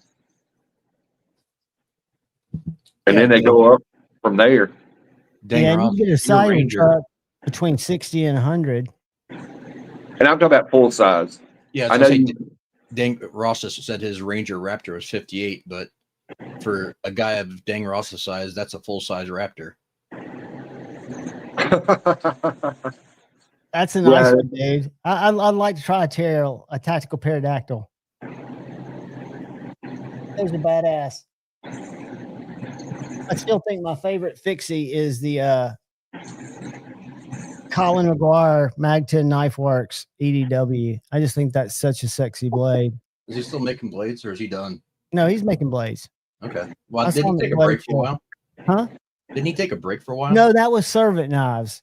Oh, okay. Servant's the one that took a break. Colin at Mag 10's been making knives since I met him. Hey, Dog Gravity, do you know they did away with the Nashville Custom Knife Show? I did not. Yeah, I found out about a month right after Blade Show that they moved it back to New York because the attendance from the spectator or the buyers evidently was low. I always thought it was pretty well attended. Well, didn't they? Did they New York and Nashville? Yeah, they did New York and Nashville for like 1 or 2 years. Yeah. At first, the reason Nashville got it in the first place was because of COVID. Right. But then they kept it here. I could see that because, I mean, when you're talking about New York, you're talking about the entire state of Tennessee, Alabama, and Georgia combined just in one city. Yeah, exactly. I mean, you're going to get a lot more people. And so, like those guys that are selling the slip joints for $5,000 probably weren't moving a lot of them in Nashville, but could move a whole lot more of them in New York. Yeah. Geek Machinist and Kyle Coonley, I got a really cool knife this week. So did I. Does that look familiar? Is that a Mallory? No, it's a concept, but it's a collaboration with KC. The blade kind of had Dylan vibes to it, but kind of does. It kind of looks like, and I'm not familiar with KC's knives. Sorry, but it Dylan. looks like a Tempest. That's why I could see the Tempest in it, but I can see other knives in it too. I mean, that's the thing with all of them nowadays. Can you hear that ting? Yeah. What'd you get, Kyle? I just came in today. It's a flat, Geek. A tall flat, full tie, skinny XM24 Warney with a hollow grind by BGM on it. Oh, with the stonewash tie scale. No, Battle Blue. That's Battle Blue. Yeah, and then tie bronze hardware. So the skinny is it just the scales and the blade? Slightly thinner blade stock, and the scales aren't the full width. Ah, that's gorgeous. Is it not too big, the 24? No, I mean, that fits great. That's a good looking knife, man. We're kind of twins, except mine's tiny and mine's smooth. Yeah. I didn't get any new knives this week, Machinist, but I did get a new pair of jeans, but I'm sure nobody on here cares. Dude, you get cool jeans. You get cool clothes. You're one of the best dressed guys on Instagram. I ain't. It's too damn hot here to be dressing too much. This is the first new knife I've got in like 6 months. That's a winner, though, Kyle. But I sold 3 knives to get it. Those are the ones that was the one you were trying to get together for? Yeah. I mean, dude, there's nothing wrong with that. Like I said, I traded my no, I'm happy with it. Not my Slim Midi, but my Midi Marauder, just because I never carried it, for out the front, just to have something different. And I carry it, so it's just different. Well, I got a good deal on it, and I wanted to try Nixon 24. I never had one, so I wanted to see what it was about, and we'll see if I like it. And if I do, then they'll stick around. Let me see the blade again. Was that a Bowie blade or was that a? Warncliffe and a hollow grind. The hollow looks really clean. Yeah, it's a good job. John does good work. With the XM24, I'm one of them that thinks the skinny's the way to go. Because like Jeff had a standard XM24, and that thing like a brick in your pocket. Yeah, that's huge. They get pretty hefty. That's a nice one though, Kyle. You running on bearings? It's whatever came in stock. I literally got like at 6 o'clock this afternoon. Nice. I haven't even done anything with it yet, so I'm tempted to buy another one, but not this one. I'm saying another knife. But what are you looking at now? Then I found a really good deal on the XM18. What flavor? I'm carrying one today. This one is a same thing. It's full tie, but it's got that Crusader tie scale in the front, battle blue, non-flipper Bowie. Ah, factory non-flipper. Yes. What do you think about trading for it, or just buying it outright? Possibly Buying it outright, but that gets me in the same position. I got to figure out what I'm going to move because I'm not going to keep adding stuff. So, is it a buddy's knife where you know it's going to be around, or is it? No, that's the problem. I'm debating about: do I want to pull the trigger and then sell afterwards, or what do I want to do? So, well, you got the network to sell. Hey, Chris 229, you got the knives. I was telling Dark Gravity I'm going to go tomorrow afternoon, buy Knives and More, and one of the knives they're going to let me review or do a show and tell on is the Battlefield pickup, one of their two, and they're G10 and they're like $1,300. That's ridiculous. I don't know. I mean, I appreciate the store carrying them and having that selection, but that pricing is out of line. Well, again, you never know what they got them for, and if you called them and made an offer, what they sell them for, because the used knives are kind of odd that way. And if you're going to trade for something, you got kind of like buying a car. But they've talked to me, and Dark Gravity's heard it too. If you come in with a $500 knife that sells for $500, they've got to look at putting in it, what a good bit less than that, so they can pay for keeping it in stock and selling it. Oh yeah, I want them to make money. Don't get me wrong, but table on that was $650, and you see them, even though they're rare, you see them on the secondary for $800 to $850 all day long. So I mean, they're at $400 more than that. I'm surprised that they would get that high because they're really good about looking stuff up. They've got a couple of sources that they like sold listings and stuff like that. But they've got a $2,500 Benchmade butterfly knife down there that I don't understand. It's old. I mean, don't get me wrong. There's some collectors that will pay out of pocket to get stuff. I mean, if you wait around, you can get one for under $900. Yeah, I think their story is that those knives usually take longer to sell, and I don't know what the significance of the different batch numbers are. He tried to tell me one of them's different, a different year. I don't know what that means, but I think it's just the scarcity. They do numbered releases on them, right? And so it's just like any numbered release. The lower the number, the older the knife, the more value it'll hold to some people that are collectors, right? Right. And so, yeah, that could be a part of it, but like I said, I'm with Kyle. To me, that was, $850 would be the max. I thought they were less than that at Blade. I thought they were like $650 or $700, but I could be way They're wrong. $650 new. The retail is $650. Right. Just say $700 with taxes. And so, to have $150 markup is kind of reasonable. Or something that's they only drop however many a year. I don't know what it is, but it ain't a lot. And so the odds of getting one are slim to none. So paying up for it isn't that bad, but paying $400 or $500, $600 over retail is a little much. You gotta really want it, yeah. Yeah, and And it's not like it's the not like buyer's they gave them market. a table for it either.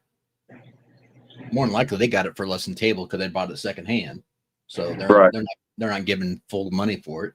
No, they're giving what they can then turn around and make what they think they can get for it. And like I said, that's good. I want them to make money. I have no problem with that. But that just seems a bit. It's hard for me, for out of sure. line, personally. But I mean, the reason a lot of times stuff like that doesn't move is because people want way more than what the average knife collector is willing to pay for it. Right, because we see them online all the time. But I've heard it for, a couple of decades now that there's been online internet knife, crap that, most knives are overpriced. Yeah. What's up, Mad Yako? I mean, because the majority of us want the biggest, best thing we can get for the cheapest price. So, well, it's kind of human nature. Is only what someone's willing to pay. So, Scotty, if you feel good about it, I'd say yes. I had a Hadros. I think I paid about $65 for it, but it was just one of the basic G10 ones. But that's a killer Dylan Mallory design. I'm sorry, Kyle. Go ahead. No, I just was going to say that the value of something is only worth what someone's willing to pay. So if they can sell it for $12.50, kudos to them. But I just think that they're sitting on it a lot longer than they need to at that price point. Absolutely. And then me as somebody who sells stuff on the side for fun to support my retarded habits, that's 100% it. It comes down to two things: is how bad do I want the money, and how bad do I want to get it out of my garage? Right. And that definitely affects, because some stuff you can sit on for a really long time, and you'll find that one person out of the blue that wants to pay for it. But do you want to wait until that person shows up that's willing to pay for it? Right. It's a waiting game. Kathleen, I got that. That was one of the first Benchmades I got when I started collecting knives from them long before I had a channel. And this is a first production new knife that they had that was discontinued. So it was discontinued stock, but it was new because they're a premium plus dealer. So I've traded and bought 3 or 4 knives from them. But here recently I've bought 2 from them. Yeah, I mean, there's a $12.50 buyer out there for Dark Gravity, but just a matter of how long they want to try to find the person. Oh yeah, I could tell you, I've been dealing with John for 35 or 6 years now as a knife dealer, and he don't mind sitting on shit. No, right, that's fine, dude. I don't know where he gets his external money, but he is not interested. He's not desperate for shit. I've never. No. Well, he's a destination place too. I realize that the more I go in there, people from all over the Southeast come to Knives and More to see what they've got in traditional. Well, he's been, like I said, I remember I'm 48, fixing to be 49. I have been buying knives from him since I was 13-ish. So that would be 36 years. I've been buying knives from him. And he's been in the same location. Well, no, back then he was at the Cool store on South Parkway. Right. And he was at the Limestone Flea Market on the weekends. But I don't remember, I would say 32-ish years ago, 32 years ago is when he opened his store. Right. And he's been there for 30-ish years. Yeah. I learned a lot about that business because I tried to get him to pick up a couple of brands that I really like, and they're smaller boutique brands, and they just don't have the margin built in. So for a knife store, they have to look at 30% or up to make it make sense. Yep. And he said space. And I was like, well, if you think about it, because one of these companies was willing to let them pick out some knives. If they didn't sell, send them back. You know, it didn't seem like much of a risk. And I said, it doesn't seem like they take up a lot of space. And he's like, you got to think of it as space under the glass. Right. So each place that you can look and see a knife, that space has to be optimized for return. Yep. I never thought about it like that, but it made sense. That's phenomenal that you guys got a local store, though. I mean, that's so cool. So that's phenomenal that you guys have an option for a local store, though. Oh, I don't have that locally. Yeah, we got 2 of them. Well, yeah, you've got one in Athens and Tate used to work there, and now he says that they've kind of drifted away from knives. I don't know if that's true. No, they haven't. Now, they don't have the knife fanatics in there anymore. It's just high school kids. But they're still getting Chris Reeves and stuff like that. Yeah. I was in there because my wife bought my son another pair of Own Clouds a few months ago, and they got more now than the last time you were there. I need to come back up there. Now they have more of your Cold Steel, Kershaw. They're not focused as much on the McNeese, the Chris Reed, they're not focused on those as much. Now they're still huge in Spyderco. They're probably the biggest Spyderco dealer around, I would say. And they're still big in Benchmade, but as far as all the other boutique, or I won't say boutique because they're really not, but all of the other knife guy brands, they've kind of backed off on it. It's more, I hate to say, it's starting to lean towards the direction of Academy or Cabela's. Because that's what they sell the most of.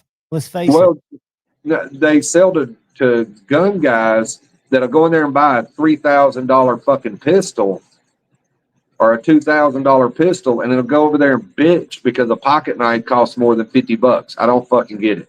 No, that doesn't make any sense. But that's the truth of it, though. But the crossover is not always there in the hobbies. So unfortunately, they want to get something that they can put in the pocket that they don't know any difference.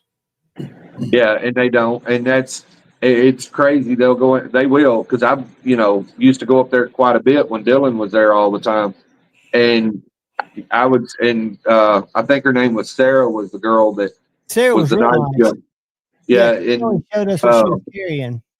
Yeah, she was always doing pocket checks on folks, and I would go up there and talk to them, and I literally would watch somebody walk in there and buy a $2,000 scope or a $3,000 AR-15, and then they would talk about how the knife, that Kershaw that cost $65 didn't make sense, and it would boggle my mind because at that time everything they sold was better. Yeah, that's does Dylan still work up there on Saturdays or? No, he only, and I haven't talked to him since we went, like I said, a few months ago. When I went a few months ago, all he does is the knife stuff. And he don't even work there anymore. He works on the Arsenal. Because he always worked on the Arsenal, right? No, well, he's been there for a number of years. I don't remember exactly. Well, since I met him, I thought he had a full-time job, and then he only came down there to do buying and stuff. Because I bought my Jaeger from him. When they first opened St. Nick's Knives, when it was just St. Nick's Knives, and it was in a different it was in the shopping center, he worked there full-time. And then when Kenny opened Winter Timber and got into the hunting and lifestyle stuff with the Own Cloud and different brands and shit, he become just the night. Well, he actually for a little while was the manager of that with the guy with the mustache. I can't remember his name now, but then when he graduated college, he went to work on the Arsenal, and become just a knife buyer and just went to the knife shows for him, like the one in Las Vegas, the SHOT Show.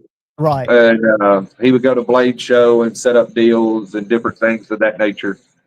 He's the one that got him the CPM 4V with Spyderco, and they're still doing that. I know they've had a drop not too long ago or something. I can't remember what it was. They did a Dodo in 4V, I think, recently. Was that what it was? I just so. remember seeing it on Instagram that they had something coming out, because they're doing Spyderco's entire line. What's it called now? It used to be called St. Nick's. It's called what? Winter Timber Outdoors. Timber. Well, they're still called St. Nick's exclusives for the night. Right. Right. I was just saying if they've got a new Instagram. I was just curious if it focused more on the lifestyle shit. I think it focuses more on I don't know if they post a lot of gun stuff on their Winter Timber Outdoors on Instagram. And they got a lot of hunting stuff. And let's see. Let's go St. Nick's. Hold on. I'm on Instagram. But you've got a couple of their exclusives, don't you? Don't you have their exclusive? I got the PM2 and the Shaman. Didn't you have a J Cape? Huh? Didn't you have a J Cape from them? Yeah, I've got whatever 3 and 4. I guess it's I don't know. Is that the Dodo y'all were talking about? Yeah. God, that's ugly. But I got the first run of the JK4, and it's still in the box.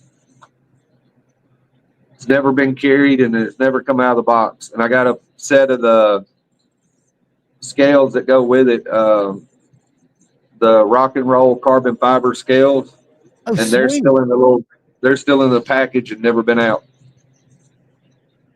They need a social media guy or gal, dude. They have it posted in ever.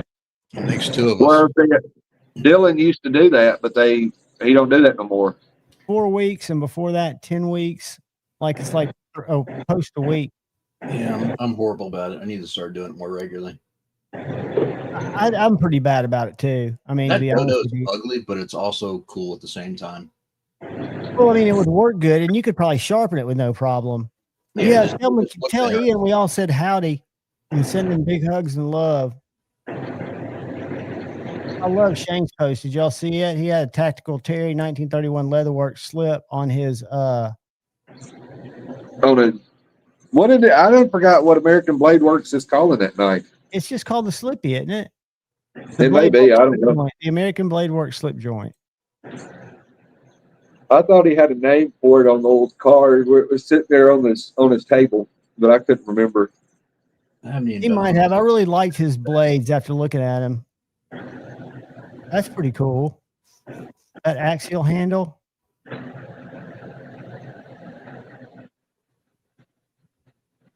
I like scrolling through the Instagram. There he is again.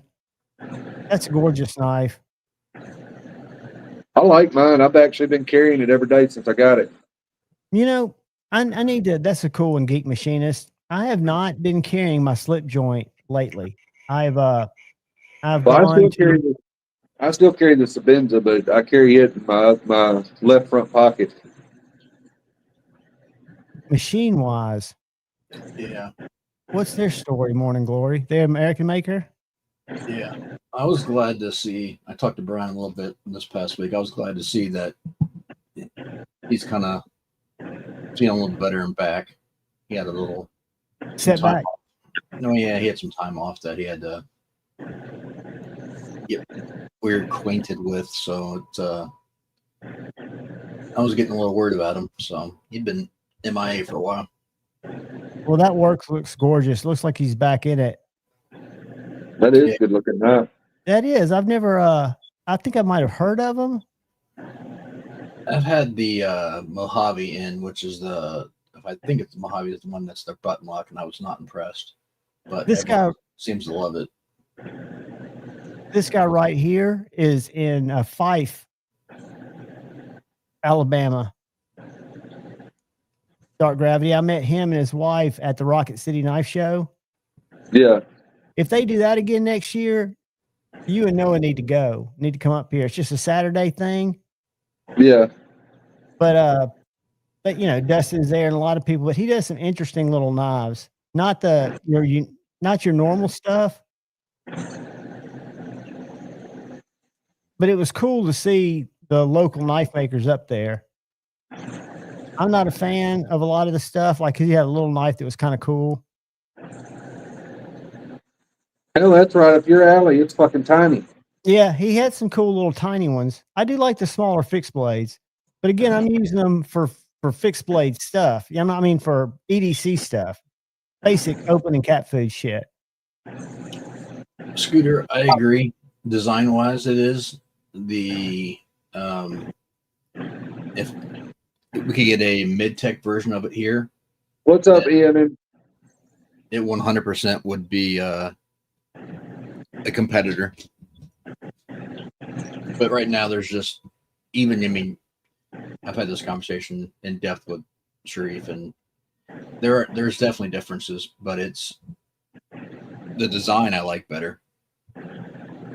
Check out Geek Machinist's little chopped CRKT. What's that thing called? I had one of these. The spit. That's blade chop.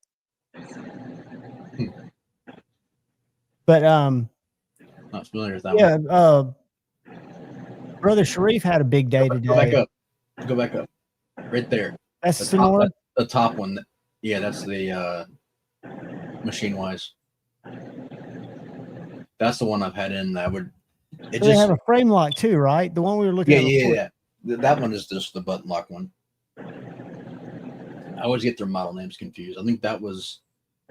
Are they a pretty new company? I haven't heard of them. Like, are they a couple years old? Yeah, within the last probably year to 16 months is when I've seen them.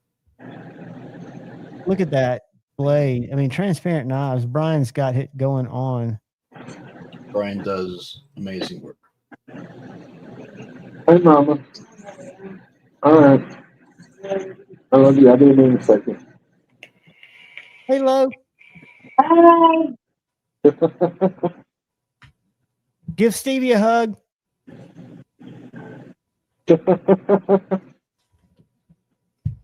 But yeah, I love scrolling the gram. Once I get down to the bottom, for some reason, after I look at knives, I start seeing weird shit. Do y'all get that too? I'm horrible, but I rarely scroll. You rarely scroll? I use it more for messaging platform than anything else. See, I never read my messages. I've got 4 in there now.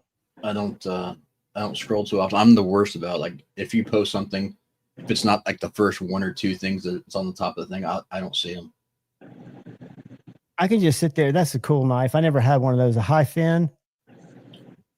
Yeah. I always thought it was a neat looking knife. They were small. They did an XL too. Oh, did they? Yeah. Yeah, there were some. Let's see if Carry Development had some that he was dropping. I don't know if they're all gone. This is a really cool maker. Those are his little hydras.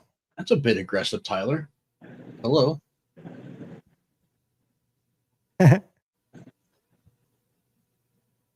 Who's being aggressive? Oh, yeah. Yako? Just joking. He's just making sure you're paying attention, dude. So, Kyle, what have you been working on sharpening wise? Just a couple odds and ends around here. Did some kitchen knives. Did a few knives that I had to send out to for the sales that I did. I went ahead and put edges on for people, and then that's about it. I got some knives, I think probably inbound this weekend from Shane, and then I got a couple other people I'm waiting on to do some stuff. Some sharpenings. Yeah, a couple local and a couple. I might actually take some time and start doing a couple projects on my own stuff I want to work on. Like grinding some stuff? Rescaling some stuff. Very cool. So very cool. See. I get all these ideas for projects and I just end up sticking them in a box and never doing with them.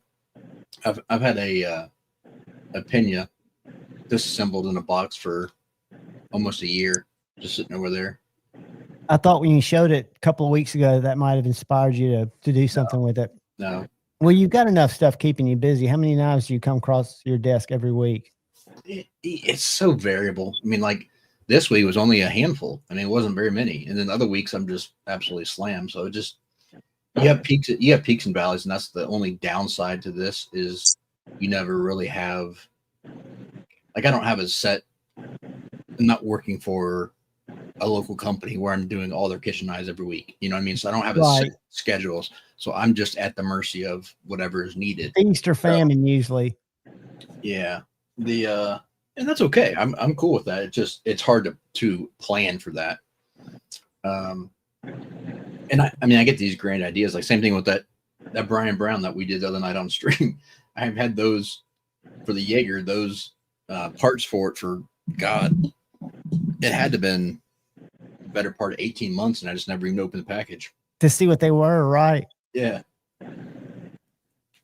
I used to do that. So bad, man. What was that, Dog Gravity? I said I don't feel so bad now having a knife sitting in there in the box with the scales in the box, and ain't never even opened it or carried it. Well, sometimes it comes down to it's just out of sight, out of mind. You know what I mean? Yeah, well, I hadn't even thought about it until he brought up me having a JK. Yeah, it's red, right? It's got red carbon fiber or something. Well, I've got it's kind of a purple or violet or whatever you want to call it, and black carbon fiber. That's the 3.5. And then I've got the V4 or whatever he called it, which is a solid titanium handle, but it's got removable sections of the titanium. And then I've got rock and roll carbon fiber inlays to replace the titanium inlays. Very nice. So but I've never took it out of the package. To mod it? To do anything with it. And that's I took it out and looked at it, but then stuck it back in the box, and it's still in the box. Yeah. I've got something like that. And that's the problem. I'll buy some of them solely for projects, and then I get around to other stuff and I just forget about them and don't. Like I bought that Sabertooth, John, solely because I wanted to mod it, and I never have done anything with it. Well, you haven't modded it yet. Have you seen the new ones that are coming out? The fragged ones? I'm not a big fan of frag for the most part, but I have not seen them, so I'm not 100% sure. I think they're fragged. Hold on, MBK. Let's see if I've only got one knife in a frag pattern. It's a semi. It's not necessarily a true frag. Yeah, I'm trying to think. I guess I've got my grippers frag and one of my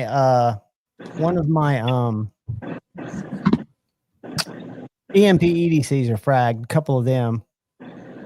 I'm supposed to have part of a pass around that new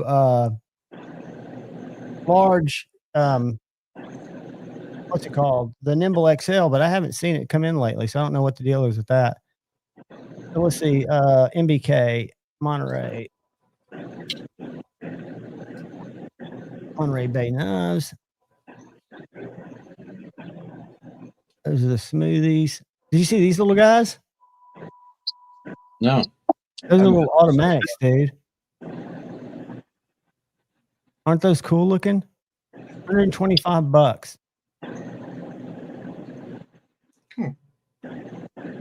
They come up with some interesting stuff. They're not frag, they're that. Oh, okay. 140 for diamond Wolverines, 150 for diamond Sabertooth. So I guess the Wolverine's a little smaller. Yeah, you'd like the Wolverines. It's smaller than the Sabertooth. I mean, dude, they're doing some really cool stuff. Look at that little guy. S90V. Little California legal. That's a cool little OTF there. Yeah, $1.25. I mean, I'm not usually a big fan of OTFs, but that one actually looks doable. The value of what they're putting out is impressive, to say the least. I mean, that Sabertooth. I don't know if anyone's looking for McNeese Dixon. Hold on. There's one. Stevie's selling his. Oh, is he really? Yep. My buddy A to Z just got his in today. He bought one of the green ones. Hey, Sir Rick. Enjoy your lurk, my friend. See, it said Stevie, hopefully. So, I'm surprised he's selling Dixon, but he's gotten to where he really likes to collect just local stuff, doesn't he? That's kind of where he's focusing. Well, I'm not sure exactly why if he's doing that to get another variant or what he's doing, but I know he liked the Dixon, but he might have been doing it for I'm not sure, so I don't want to. Yeah, that's no big deal. But I just saw he posted that he's going to try to sell it. I think it's got one of the best deployment holes in the game. The way that thing pyramids up, it just catches your finger perfectly. I'll give you credit, Javon. You making me change the hardware, and that does make it look better with the black. It looks a lot better, dude. And you wrestled through and overcame a problem. Yeah, that looks good, dude. I just wish the clip was black or the backspacer, but they don't sell them. They're out. Yeah, if that bothers me that much, I'll just get them Cerakoted. You know what? I wonder if my clip's black or satin. I put a Zerk clip on mine, so I've got a clip and a backspacer somewhere, but I think they may be satin. I think that's why I got the Zerk. Yeah. Yeah, the Big Dixon Energy is a win. McNeese need jimping inside the lock bar. I've never noticed it, but I don't disagree. I like jimping inside my lock bar. But like on my Mac 2, I just go straight forward. I've never noticed it being an issue, but I can see what you're saying now. It's just got the little cutout.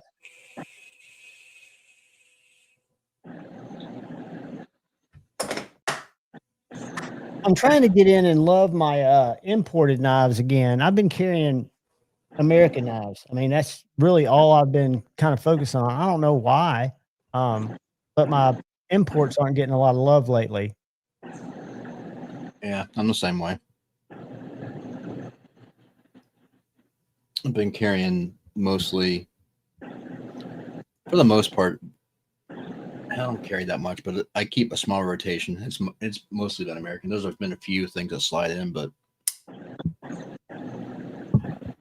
this is still one of my absolute favorites, and it's for a non-American knife. I just love that design. Oh yeah, and it's such a absolute just beast, and they did it so well. They did it so well, and the Aurelia is such a departure from that, and the fact that he executed that so well just shows the range that he can work within. I mean, those are night and day knives, and they're both excellent. What's up, Maddie? Tyler, that is the 100% number one thing I get on a keyboard. I cannot do a keyboard without a numpad, a 10 key. Yeah, I have a hard time if I don't have a I'm so numpad. used to doing one-handed. I mean, I can just sit here and not even look and do the numbers on the 10 key that I have to have it on there. I can't do an external one. Yeah, and I think a Taichung Taiwan kind of as, I think they make as good a Spyderco's as any. Yeah, I still consider that as, I mean, part of their collection. It's not golden, but it's still a good representation of their American line.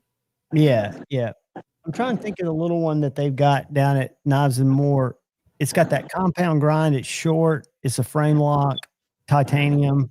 Not the Techno. Hold on. It could be the Techno, the Spy Nano. The Techno 3 is the newest one that came out. Does it have a compound grind? Let me see. I have to forget. Those are so small that No, it's not that one. Let me see if I can find it here. Maddie's just using all his emojis. He's afraid to communicate. New products by use. The only they have by Taichung. Oh, the knives. Like if I go in here and try to find them on Spyderco's page. I didn't realize you said Taiwan. The Spy series is Spy Moto, Spy Nano, those are all Italian. Let's see. Category, country of origin. I can't remember if it's, let's try Taiwan. I don't know if it's Taiwan or it is the, If it's titanium, then yeah, because that's the only place they're doing ties. Yeah, it's a really cool knife. I'm not seeing it in here. Not in there. Let's see if it's Italy.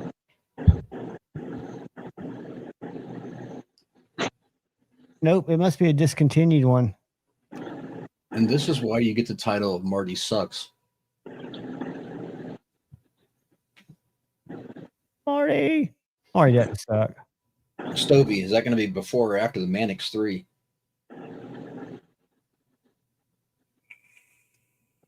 Damn, I don't see it, but y'all seen this knife before? Hold on.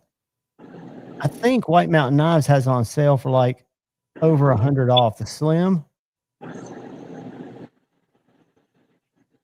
Yeah. It's a lion steel collab, which makes me a little nervous. Well, over 100 off of what? I like the design of that knife, but it, again, being a lion steel, I'm not into it. Yeah, let's go and let's just see what. Because 100 off is not, depends if it's retail, because you've got MSRP from Spyderco is always like $100 more than what the actually street value is. $277, yeah. So it's 100 off of, and you can take 10% off that. Still not cheap. No, I mean that's a reasonable price. I like they get in some wacky stuff. I mean, stuff I've never heard of. They do. He's good people, but yeah, he definitely has an eclectic taste as far as what he brings in. And he must sell it, you know. I mean, like stuff like this I've never heard of. North Mountain Blades for $220. He's got a lot in here that are no-name knives that are very expensive. I've noticed that's come around recently. They're a foreign company that North Mountain. Yeah. Okay, I mean, I should be more in the loop, but I'm not. I'm not a huge fan of them, but they gained some traction recently. I like it because he stocks two sons. Now I hear you can get them always cheaper on. Look at that artisan cutlery. Yeah, that's holy horrors, Batman. I mean, make it ugly and then put a bar lock on it, and what looks like an unusable clip. Well, it looks like a Rich made custom. Is that who the collaboration's with? I don't know if it is or not, but that's exactly who it looks like. You know what I'm talking about, right? You see my blade show? Yeah. But it says Rich Light handle, but it says titanium handle there. See, they're terrible about their descriptions. They're almost as bad as Blade HQ. But yeah, anyway, they usually get some cool stuff in. Weird Two Sons. I used to buy a ton of Two Sons there. They got the Rosecrafts, Sandrin. They got it now in titanium. That's a cool little knife.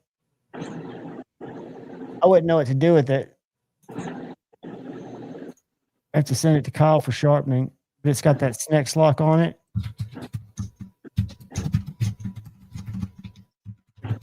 All right, that's enough knife looking. Let's go to one more page.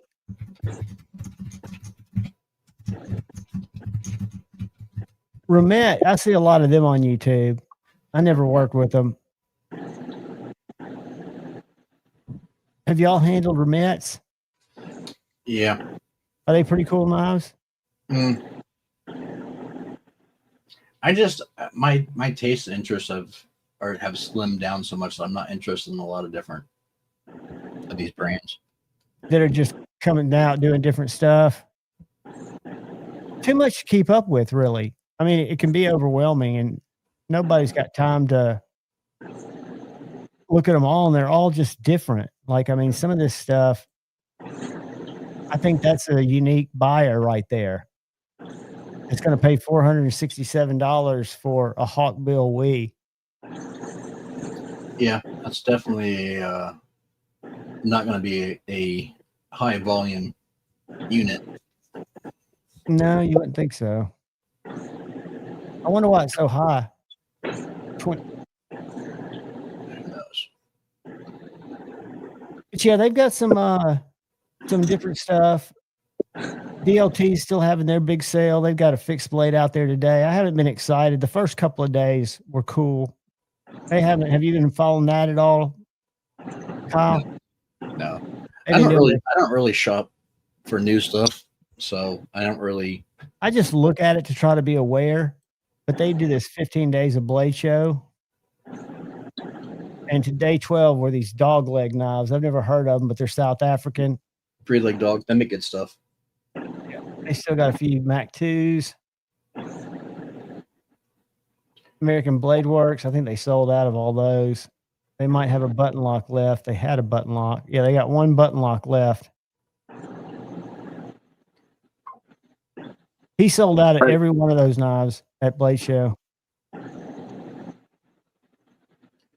Yeah. Well, first of all, John, when you talked about it, I don't watch knife content, so I don't keep up with every single thing that's new out, and I'm not in the market to buy them, so I don't really track sites nearly as much anymore. You know what I mean? Yeah, and I'm kind of the same way, buddy. I try to look, not every day, but I just do try to kind of keep up with if anything is out there, just in case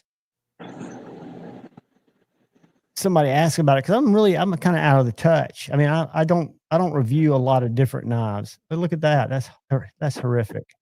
Yeah. The Heretic $500 banana knife. I think the novelty of it is funny, but I think that the value of it's ridiculous. Plus, I'm not a big OTF person, and I certainly do not care for heretics. I've never tried a Heretic. I'm going to try these rifes. Unless I would just say, I don't want to say anything. Just their heat treat protocol is not great. The rife? No, Heretic. Oh, Heretic. From what I have seen, allegedly, I don't want any Marfion suits. Hey, look, they've come out with a Cambria button lock that's not $600. Yeah, they have the basic one. Is that it? 280? I mean, that's got a little techno carbon in it. Yeah. I think that's a great looking knife, though. I do too. I reviewed the bougie one and thought it was very nice.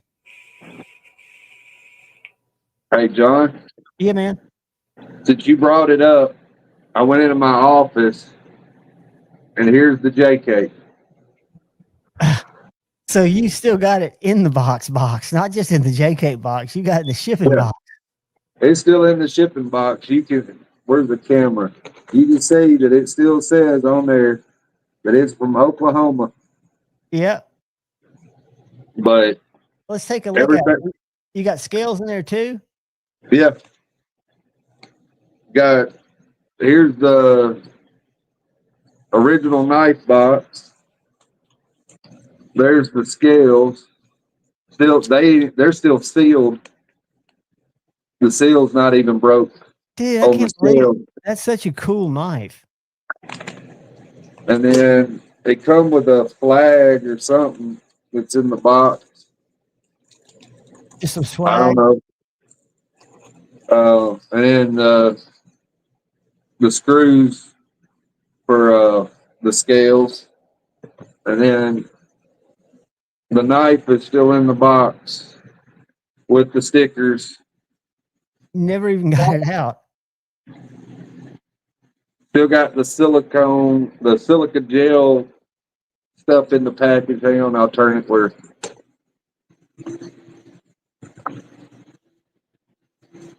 Dude, that's good looking. And is that the full size or the mini? It's a 3.5-inch blade. I mean, I've had it out because I got it out. I like the 3.5 better because this one doesn't ting like the 3.5, and there's just something about the team. Yeah, that's attracting. I mean, That's it just cool, did, Ting. Yeah, that was some ting right there. but it doesn't do it consistently like the 3.5 does. That's such a But good looking blade, though. They did cool designs, but man, their pricing model was way high, yeah, I think and they've gotten worse. it's been so long since I got this. I really don't remember what it was with the scales. I want to say it was like 5 altogether. I think they were like 4 to 450 without scales even. Yeah, like I said, I can't. I mean, I don't even remember when this, because this is the first That's version about 4. 3-year-old. That's about 3-year-old drop or Yeah, it was a pre-order, and like I said, I don't remember when. I mean, it's been at least 2 or 3 years. But like I said, it was 5 or 550 with the scales. I don't remember what I paid for the scales. And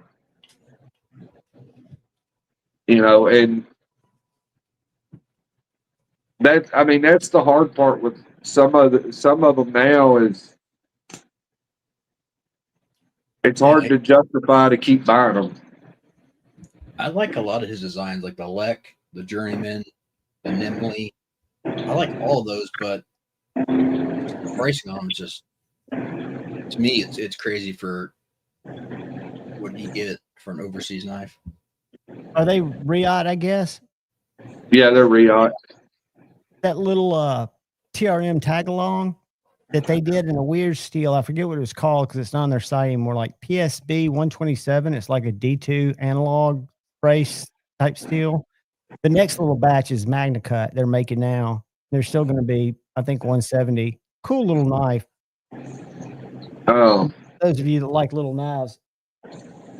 Part of me in the back of my head still wants a Journeyman. And if he would have been at Blade, if he was at Blade Show, I missed him. I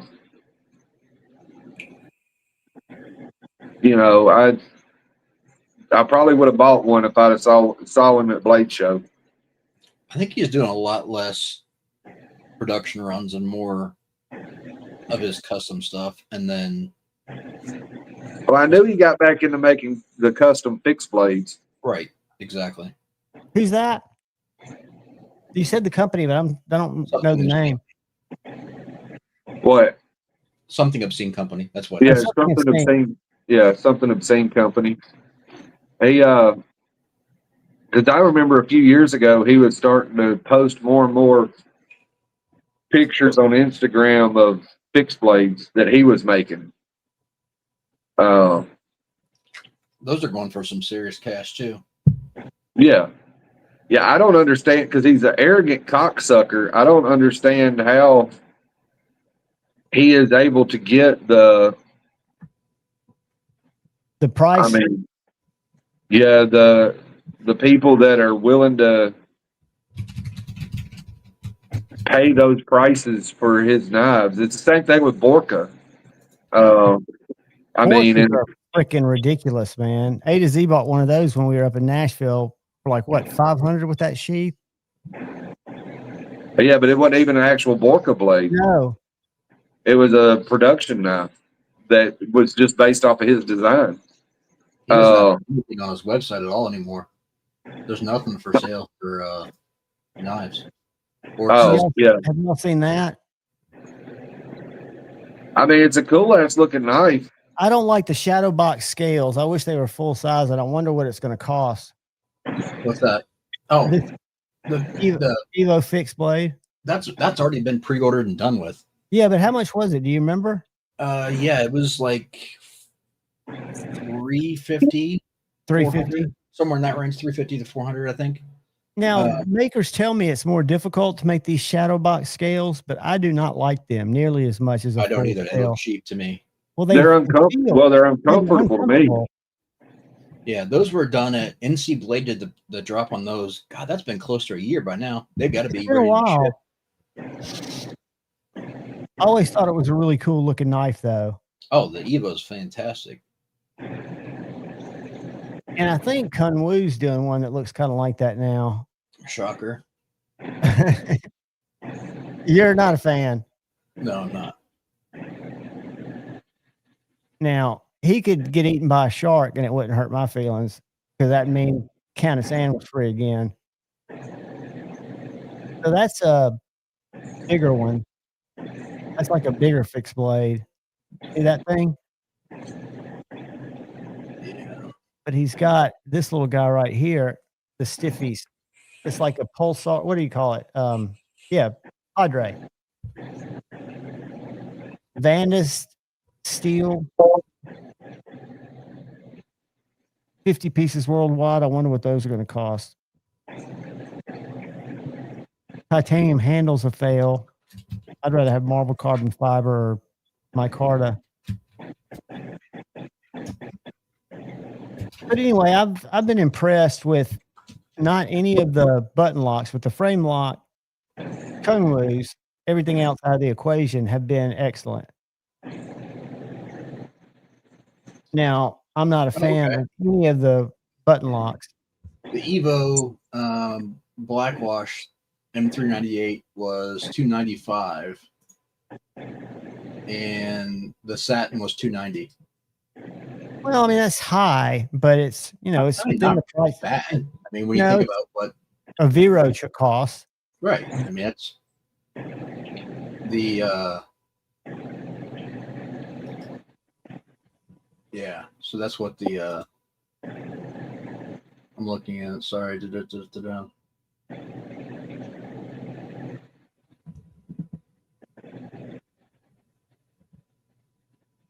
That would be gorgeous, Paul.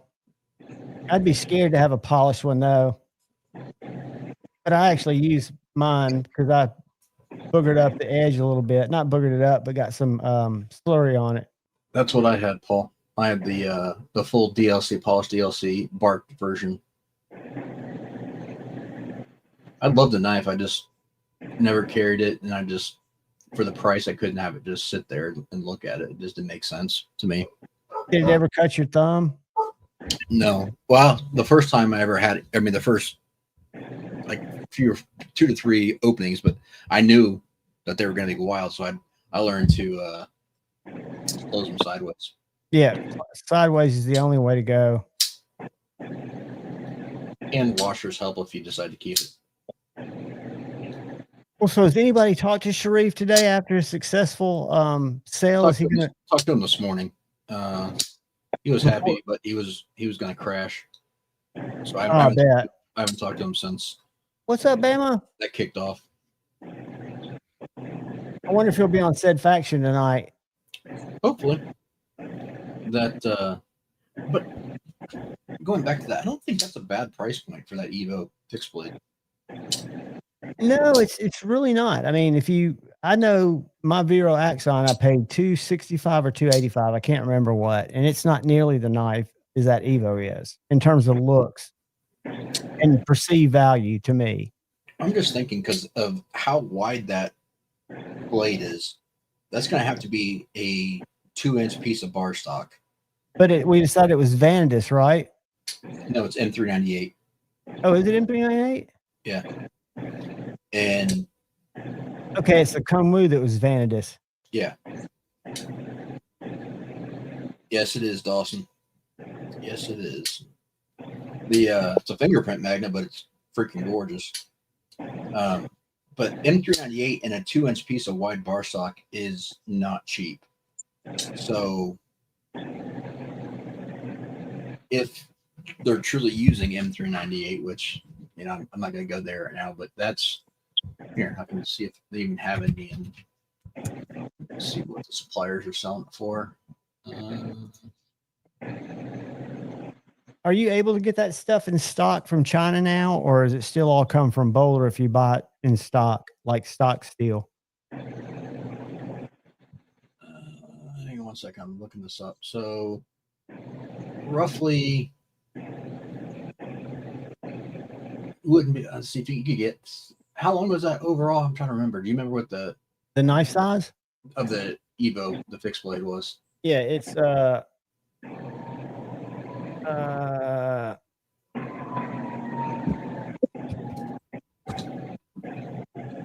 I want to say it's 8 inches, but let me go to their website. Yeah, I got it right here. Maybe it's 7. 8.62. So, looking at steel for that, a 11-inch piece in that thickness. Let's see what the blade stock was. Oh shit, that's even thicker than I thought it was. Okay, so in that blade stock, you get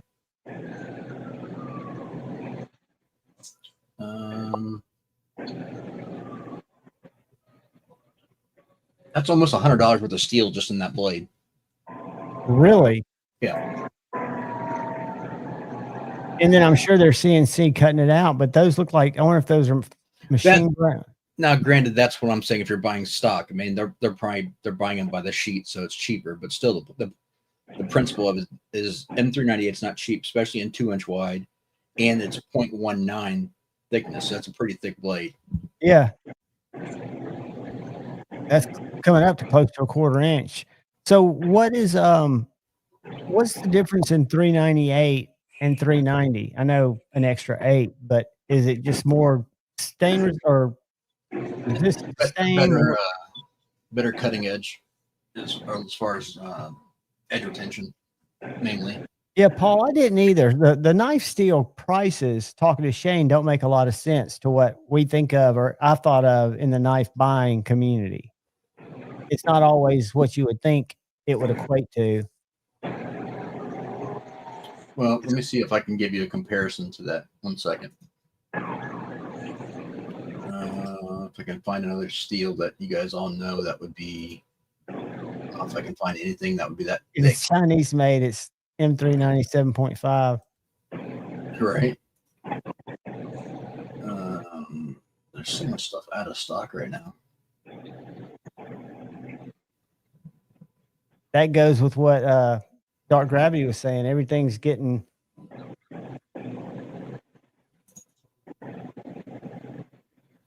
busy. You wonder what companies are doing. Okay. So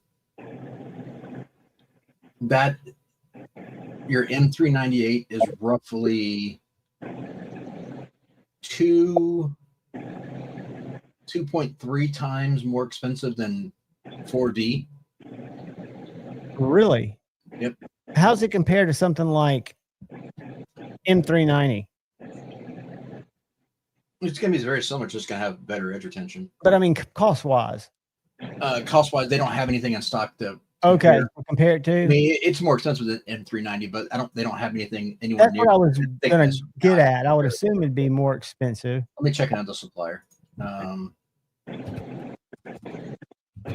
M390 is older steel, so it might be quite a bit more expensive for the M398 or M397.5. 7.5 exactly.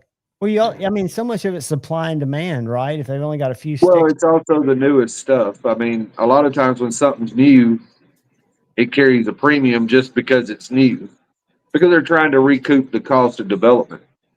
And then as it gets older, it gets cheaper. And M390, I mean, it's not that it's saying it's a cheap steel. I'm just saying it's been around a lot longer. So it wouldn't surprise me if it's, quite a bit less than M398. It is roughly almost double the price of M390, or excuse me, a 20 CV. Wow, which would mean it's probably close to double. Yeah, I didn't expect it to be double. I expect maybe 50% more, but yeah, I mean, and you wonder if there's something more complicated in making it, or if it's just that they're not able to make it fast enough for the demand, therefore it commands a higher price. Most likely it's just that it's new and they can. Because, I mean, there was the development aspect of it, but like when I was at Carpenter, they take the stuff, it goes, and I'm making it very simplistic because obviously it's a lot more complicated, the fucking machines. But they make a melt, It goes through a system, and then it goes through different forms of cooling, depending on what kind of steel it is, to turn it into powder. And then it's pressed. And then, I mean, so once they put it in a kettle, it's not that hard to change the chemistry. It's basically, so it's taking M390, adding more vanadium, more tungsten, and more carbon to it. Are those elements cost drivers? Vanadium and tungsten are. Yeah. Sure. So that's why your steels could be more expensive, because they're using more of those elements that cost more by weight. It wouldn't be double the price, though. They're not using that much more vanadium and tungsten. It's kind of like xenon gas versus laughing gas.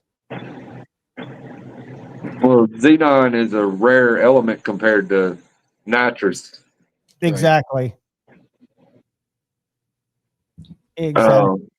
But I don't think, like I said, I don't think they're using double the amount. I think a lot of it is just recouping the cost of research and development. And xenon is the rarest gas on the planet. Yeah.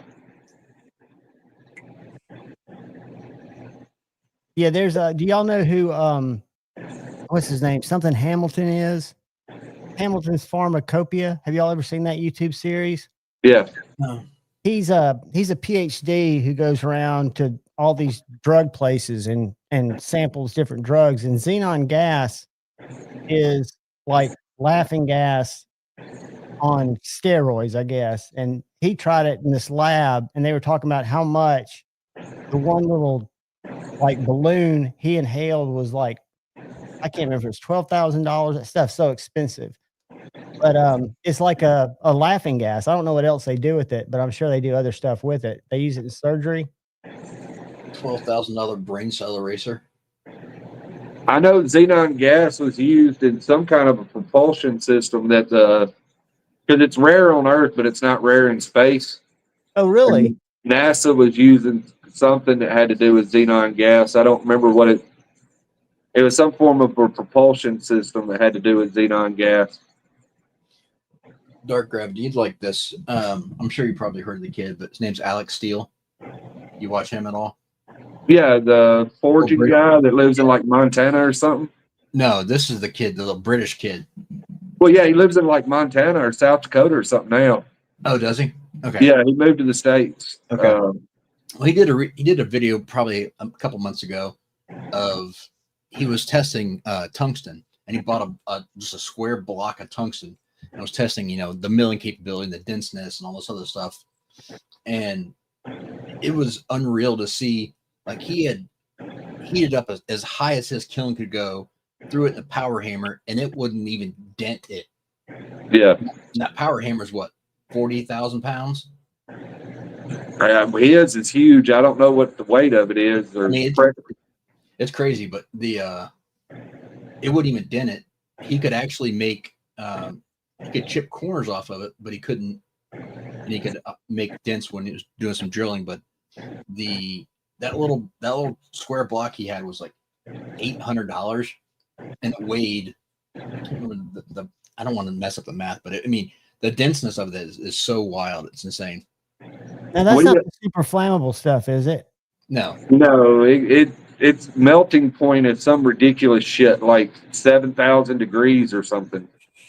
It's crazy. And most kilns only go up to a little over 3,000. Right.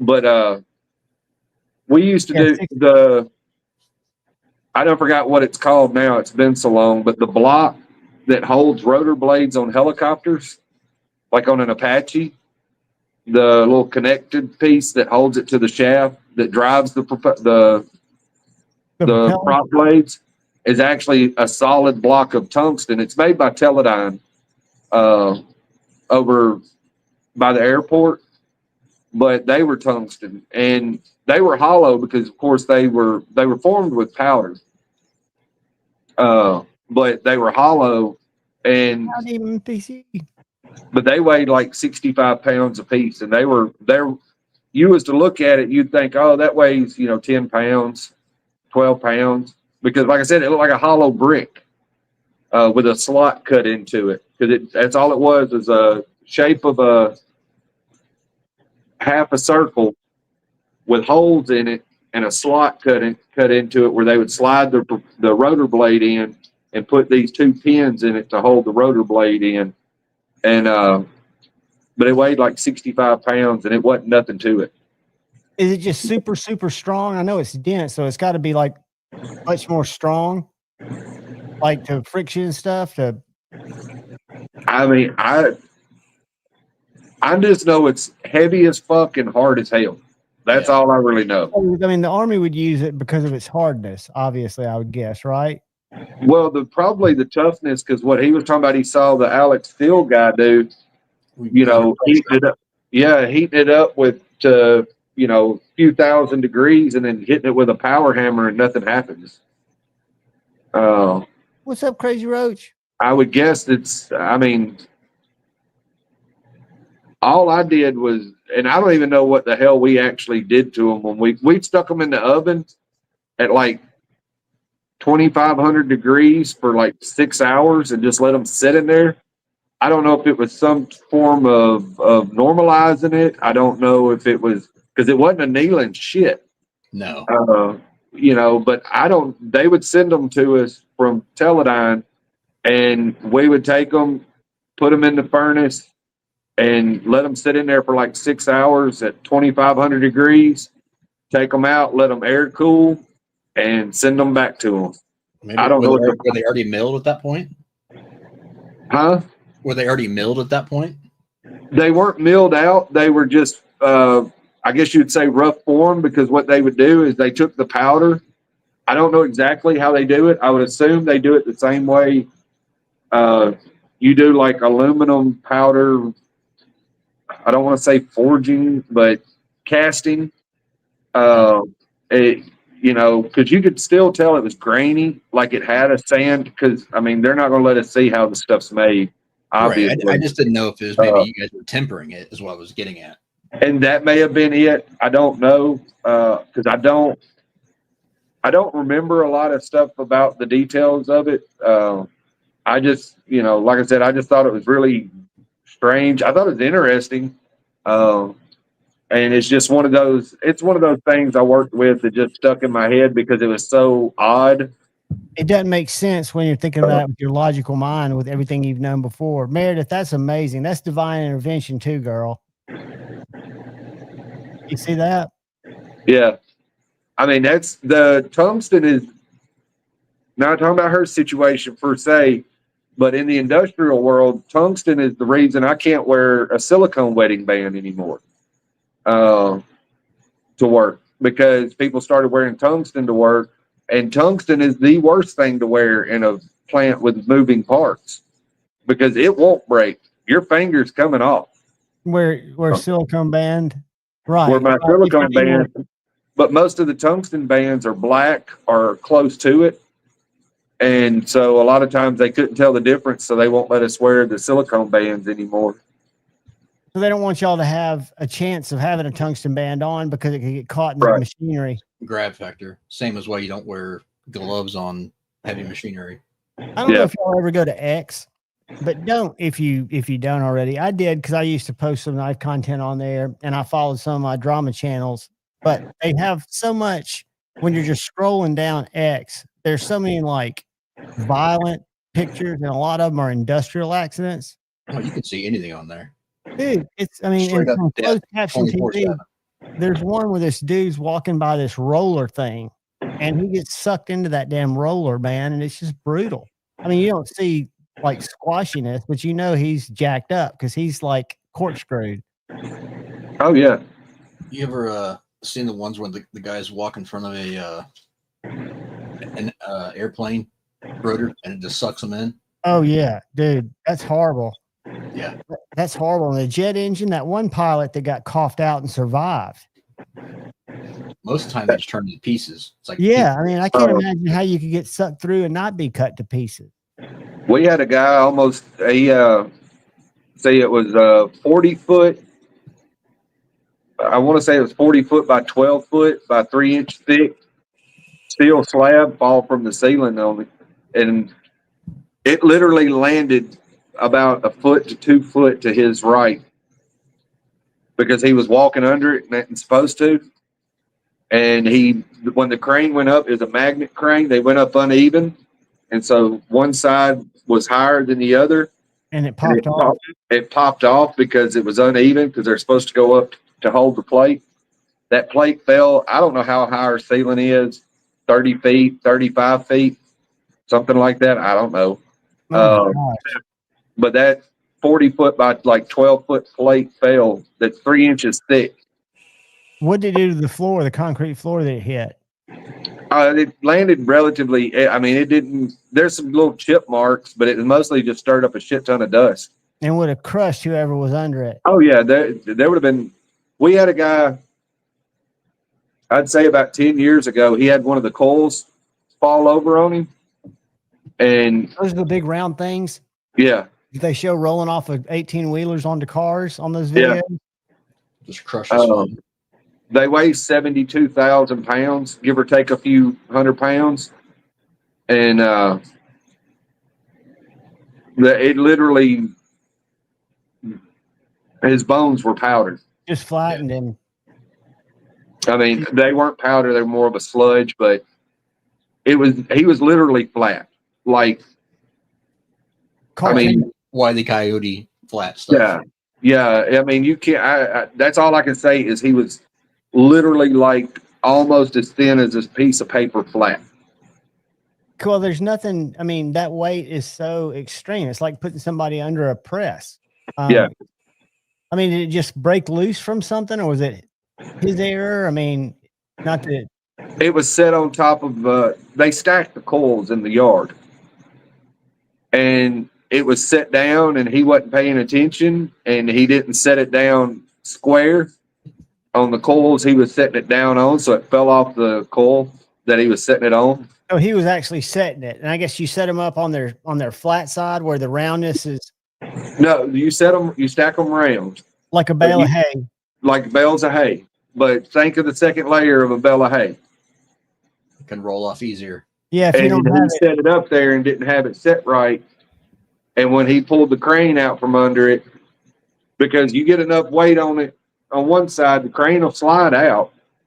And when the crane slid out, it fell over on top of him. On him and the crane? No, the crane was it hit the crane and the crane just swung out of the way. Right. The C-hook for the crane was out of the coil. And so the C-hook just got bumped and it swung away out of the way.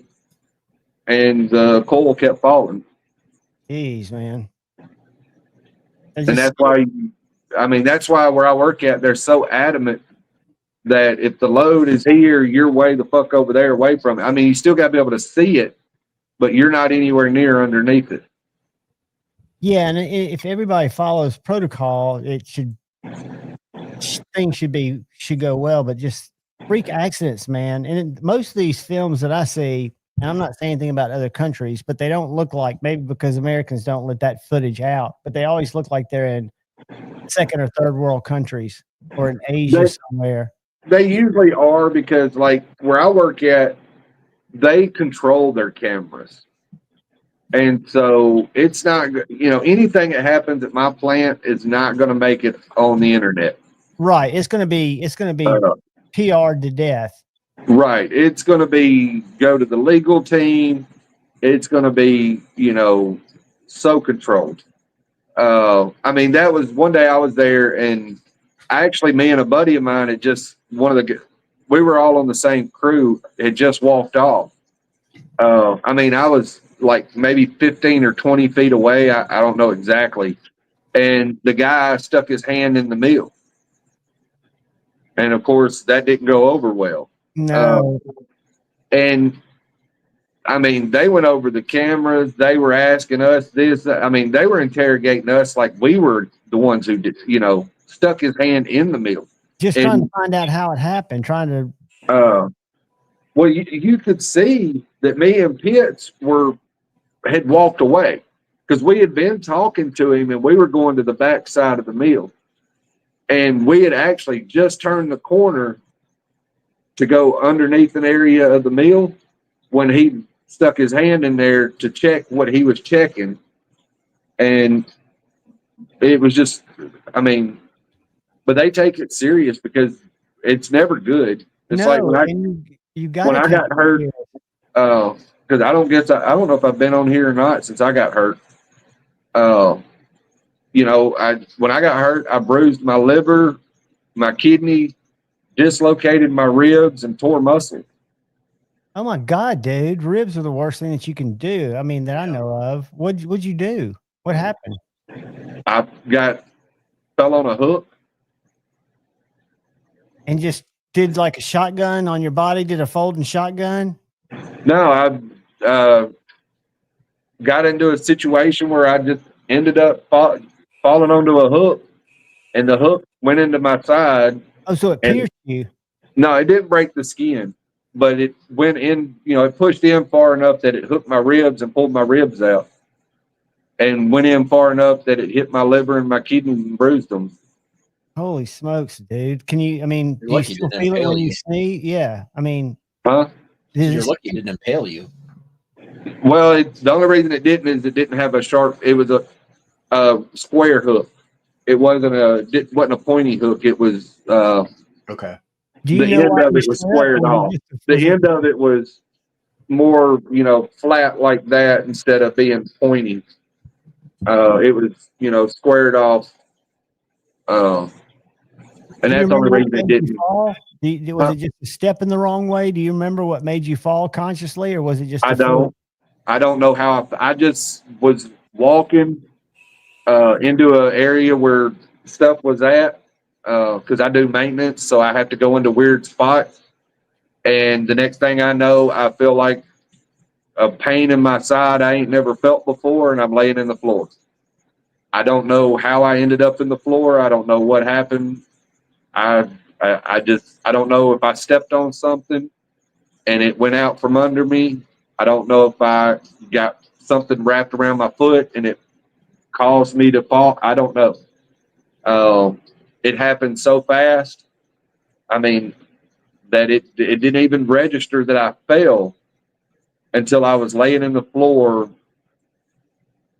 You know, because when I hit the hook, I obviously bounced off of it and continued to the floor. And landed flat, but you had the hook on the way down. Holy shit. That's a story. So Bex. That's a story we need right there. So I'll send you a link.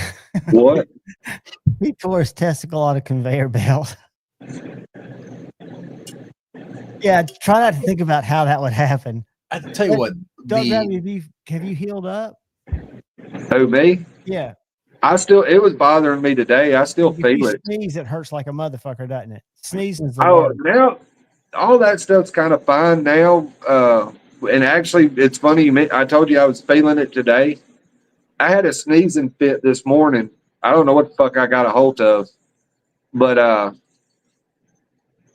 it did. It kind of, I don't want to, I guess you say tweaked it or kind of flared it a little bit, dude. Flared it up a little bit, but I mean, I'm fine now. But no, I couldn't even get out of bed. Getting in and out of bed was the worst thing when it first happened. Well, you can't be comfortable in bed once you're in there. There's not a good way to lay.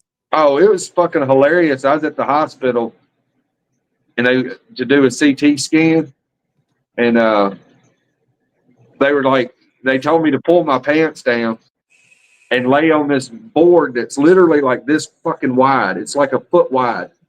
And I'm not a little guy. And my back don't work.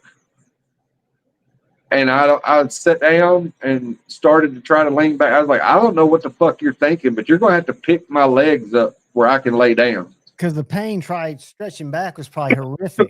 Yeah, there was no way I was raising my legs up, especially with my pants down around my fucking ankles. That's all you need to do is fall off that fucking board about 6 feet to the ground. Well, it wouldn't have been 6 feet. It would have been about 3. But no, I was just like, but I did find out I have no blood clots and no tumors. Hey, so you got a good extra wellness check as part of it. They did the CT scan from my knees all the way to the top of my head. Nice.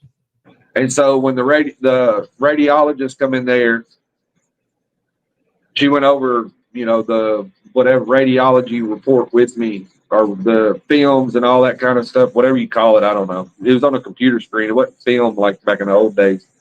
And she was like, because what surprised her was the fact that I smoked so much. And you're healthy as a horse, dude. You look I healthy as know. a horse. If you could just get on the vapes, you would feel the difference. And I think you'd like the vape after you found the right milligrams to curb your nicotine. I tried the vapes for a little while. I just don't like it. I like smoking. Smoking keeps me from killing people. It's a good. I used to love lung darts, but my daughter was born. I thought it was cool to be able to get, my arteries checked, my heart checked, my brain checked for tumors. I ain't got no excuses for my insanity though, because there ain't no tumors or blood clots. I don't know what's wrong. And you got to say, for the last 10 years, you kept your anger at check. You've done good. You've matured in your late 30s, early 40s. I don't know about that. When Dark Gravity was talking about sneezing fit, I had a interesting story. So a guy that used to work for my dad, he was driving and started to get a sneezing fit. So like he tried to hold it in. That's cool, Ed. What's that? I was just saying that it's cool, Ed. I was still listening. Oh. So he tried to hold it in, and he tried to hold it in so much, he ended up like blowing a blood vessel in one of his eyes because he, hold it in so much. Pressure. Yeah, the pressure of the sneeze. So then he got freaked out. So he decided he was going to turn and leave to go to the hospital to get looked at because he couldn't see it out of his eye all of a sudden. Well, then he ended up sneezing again, but he let it out that time and ended up running into a fucking parked car and putting himself in a coma. Damn. He lost control of his sneeze. Yeah, lost complete control because he couldn't see out of the one eye, and then with the sneezing fit, couldn't see and ran right into a parked car and put himself in a coma for like 2 weeks. Damn. Dang, dude. Yeah. Did they find out if anything weird caused the sneeze? Like, was it a stroke or anything, maybe, or was it just a? No, he just had a sneezing attack. He had allergies, and then all of a sudden, but he was trying to hold it in, and boom.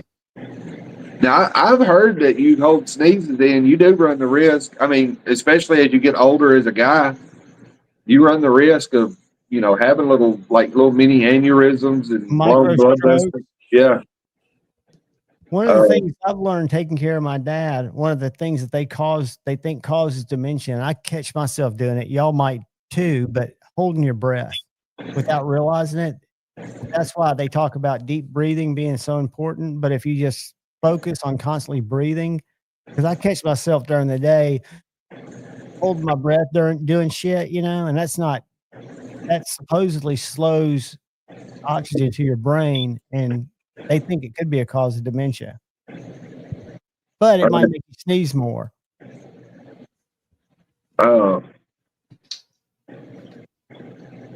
Yeah, Gary's 60, and I wonder how much of that is genetic. I mean, there's so many different things: environmental, lifestyle. What's up, Ryan? That's a lot of Scotty. And Scotty and Shane have had their hearts fixed up. I mean, and I know the only reason I know is two people close to my family are having medical issues, different medical issues. One is cancer, and they're both infants. One's cancer, and one is a lot of what you call normal functions aren't functioning. Like the heart ain't doing what that part of the brain isn't working. And both of them have been in major hospitals, St. Jude's, Vanderbilt. One of them is in some special hospital in South Carolina now with a bunch of specialists. And both of them, they're saying it's genetic because they can do DNA tests on people now and find out stuff that they didn't know years ago. The more I learn about it, which I don't know enough, I know enough just to I guess, make myself feel better. A lot of medical issues that we have are genetic. 100%. And I'll tell You you, know, this is not pro smoking because I quit when I was, my daughter was born. But there are people that have lived to be late 90s that smoke, and people that live to be 50 that never touched a cigarette. my grandmother smoked 3 packs of Winston's a day, and she died at 98 years old. I mean, You know, everybody's different, and I think yeah. it's weird, man. I mean, because there's so Don, we many got- different factors. FYI, we got T minus 15 minutes. Yeah. And Devon. I mean, a buddy of mine, he died of a heart attack at 27. I had And he was been in the Army. He was, 82nd Airborne in the Army. He was a police officer, so he'd been through both the military and the he had police all the academy, checkups. He didn't have a and deficiency. all those medical exams that go along with those two. Doing those 2 jobs, and he passed he made it to 82nd Airborne. You Well, you that got to be in tip-top shape. Yeah, and made it through airborne school and all that, and then made it through the police academy, and then died 3.5-ish, 4 years after he became a police officer. That just Meredith, you'd know if that was the case. That just proves a point that sometimes it's not about what they tell you, and it's just about something more. It's my favorite agent, Matt. I love it. The TKL Agent series, if you like a thin handle, are great, but the 002 Warncliffe's my favorite. It is awesome. Now, I like a shorter knife, so I really like the Adversary, a little Warncliffe. Check that one out too. But yeah, I lost and then we'll break out of here. But I had a 12-year-old buddy. We were having soccer practice one day, and he fell over and ended up passing away, and had been born with a condition they didn't know about. But all that stuff, is definitely genetic. But what's odd is you wonder, with what they know now, how many past generations would have just been lost, and they don't know why, but it was that same type of genetic signal, where they just didn't know what the cancer was or what the issues were. That's the one that my wife was telling me about today. That's he's at St. Jude's. They found out, and it's big ass words. I'd have to go get my wife's phone and read it to you to know what it is, but it's 2 things that have to do with his genes that he don't have that you're supposed to have, and that's why he's got this rare, weird cancer. And they're going to try to do stem cells to replace the genetic material that he's missing, to hopefully get him to start producing what he needs to fight it off. Right. And with that's a family friend. My nephew is the one that's in South Carolina. They're doing some kind of stem cell research with him to introduce the genetic material he needs for his heart to beat the way it's supposed to, for his body temperature to be the way it's supposed to. Not everything, but a lot of the stuff that your body does naturally that you never think about, his body won't do. All the involuntary type stuff, that's Right. involuntary muscles that are. His is mostly his temperature control and his heart. Damn, dude. Major positive thoughts and prayers. But and I appreciate that. But like I said, to me, the thing is I just, it's just sad that with all the technology, we can know what's wrong, but we can't help.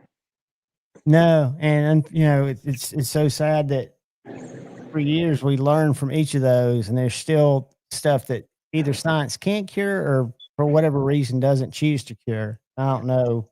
I'm not a conspiracy theorist, but you would think that they'd figure cancer out by now. I don't want us to send us all down a rabbit hole. Uh, 10 minutes, 5 minutes, 8 minutes, whatever it is. I can't say the clock. Oh, about 8, 9 minutes before Stevie said faction comes on. Because we'll get in a damn rabbit hole. They're there sometimes, buddy. Hey, we got it next week or Tuesday. You got anything, Kyle, you want to share with these guys? We didn't talk much sharpening tonight, or how TF Cross sale went, or what's going on. No, we're good. Guys, Shark Grabby, I'm so glad you joined, buddy. Good to see you, Ted. Good to see you, Kyle.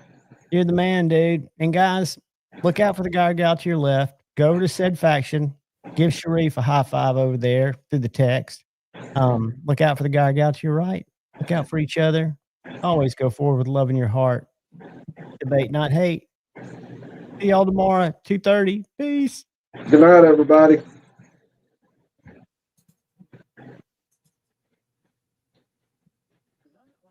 Because we are a little bit, but are you high on cigarettes?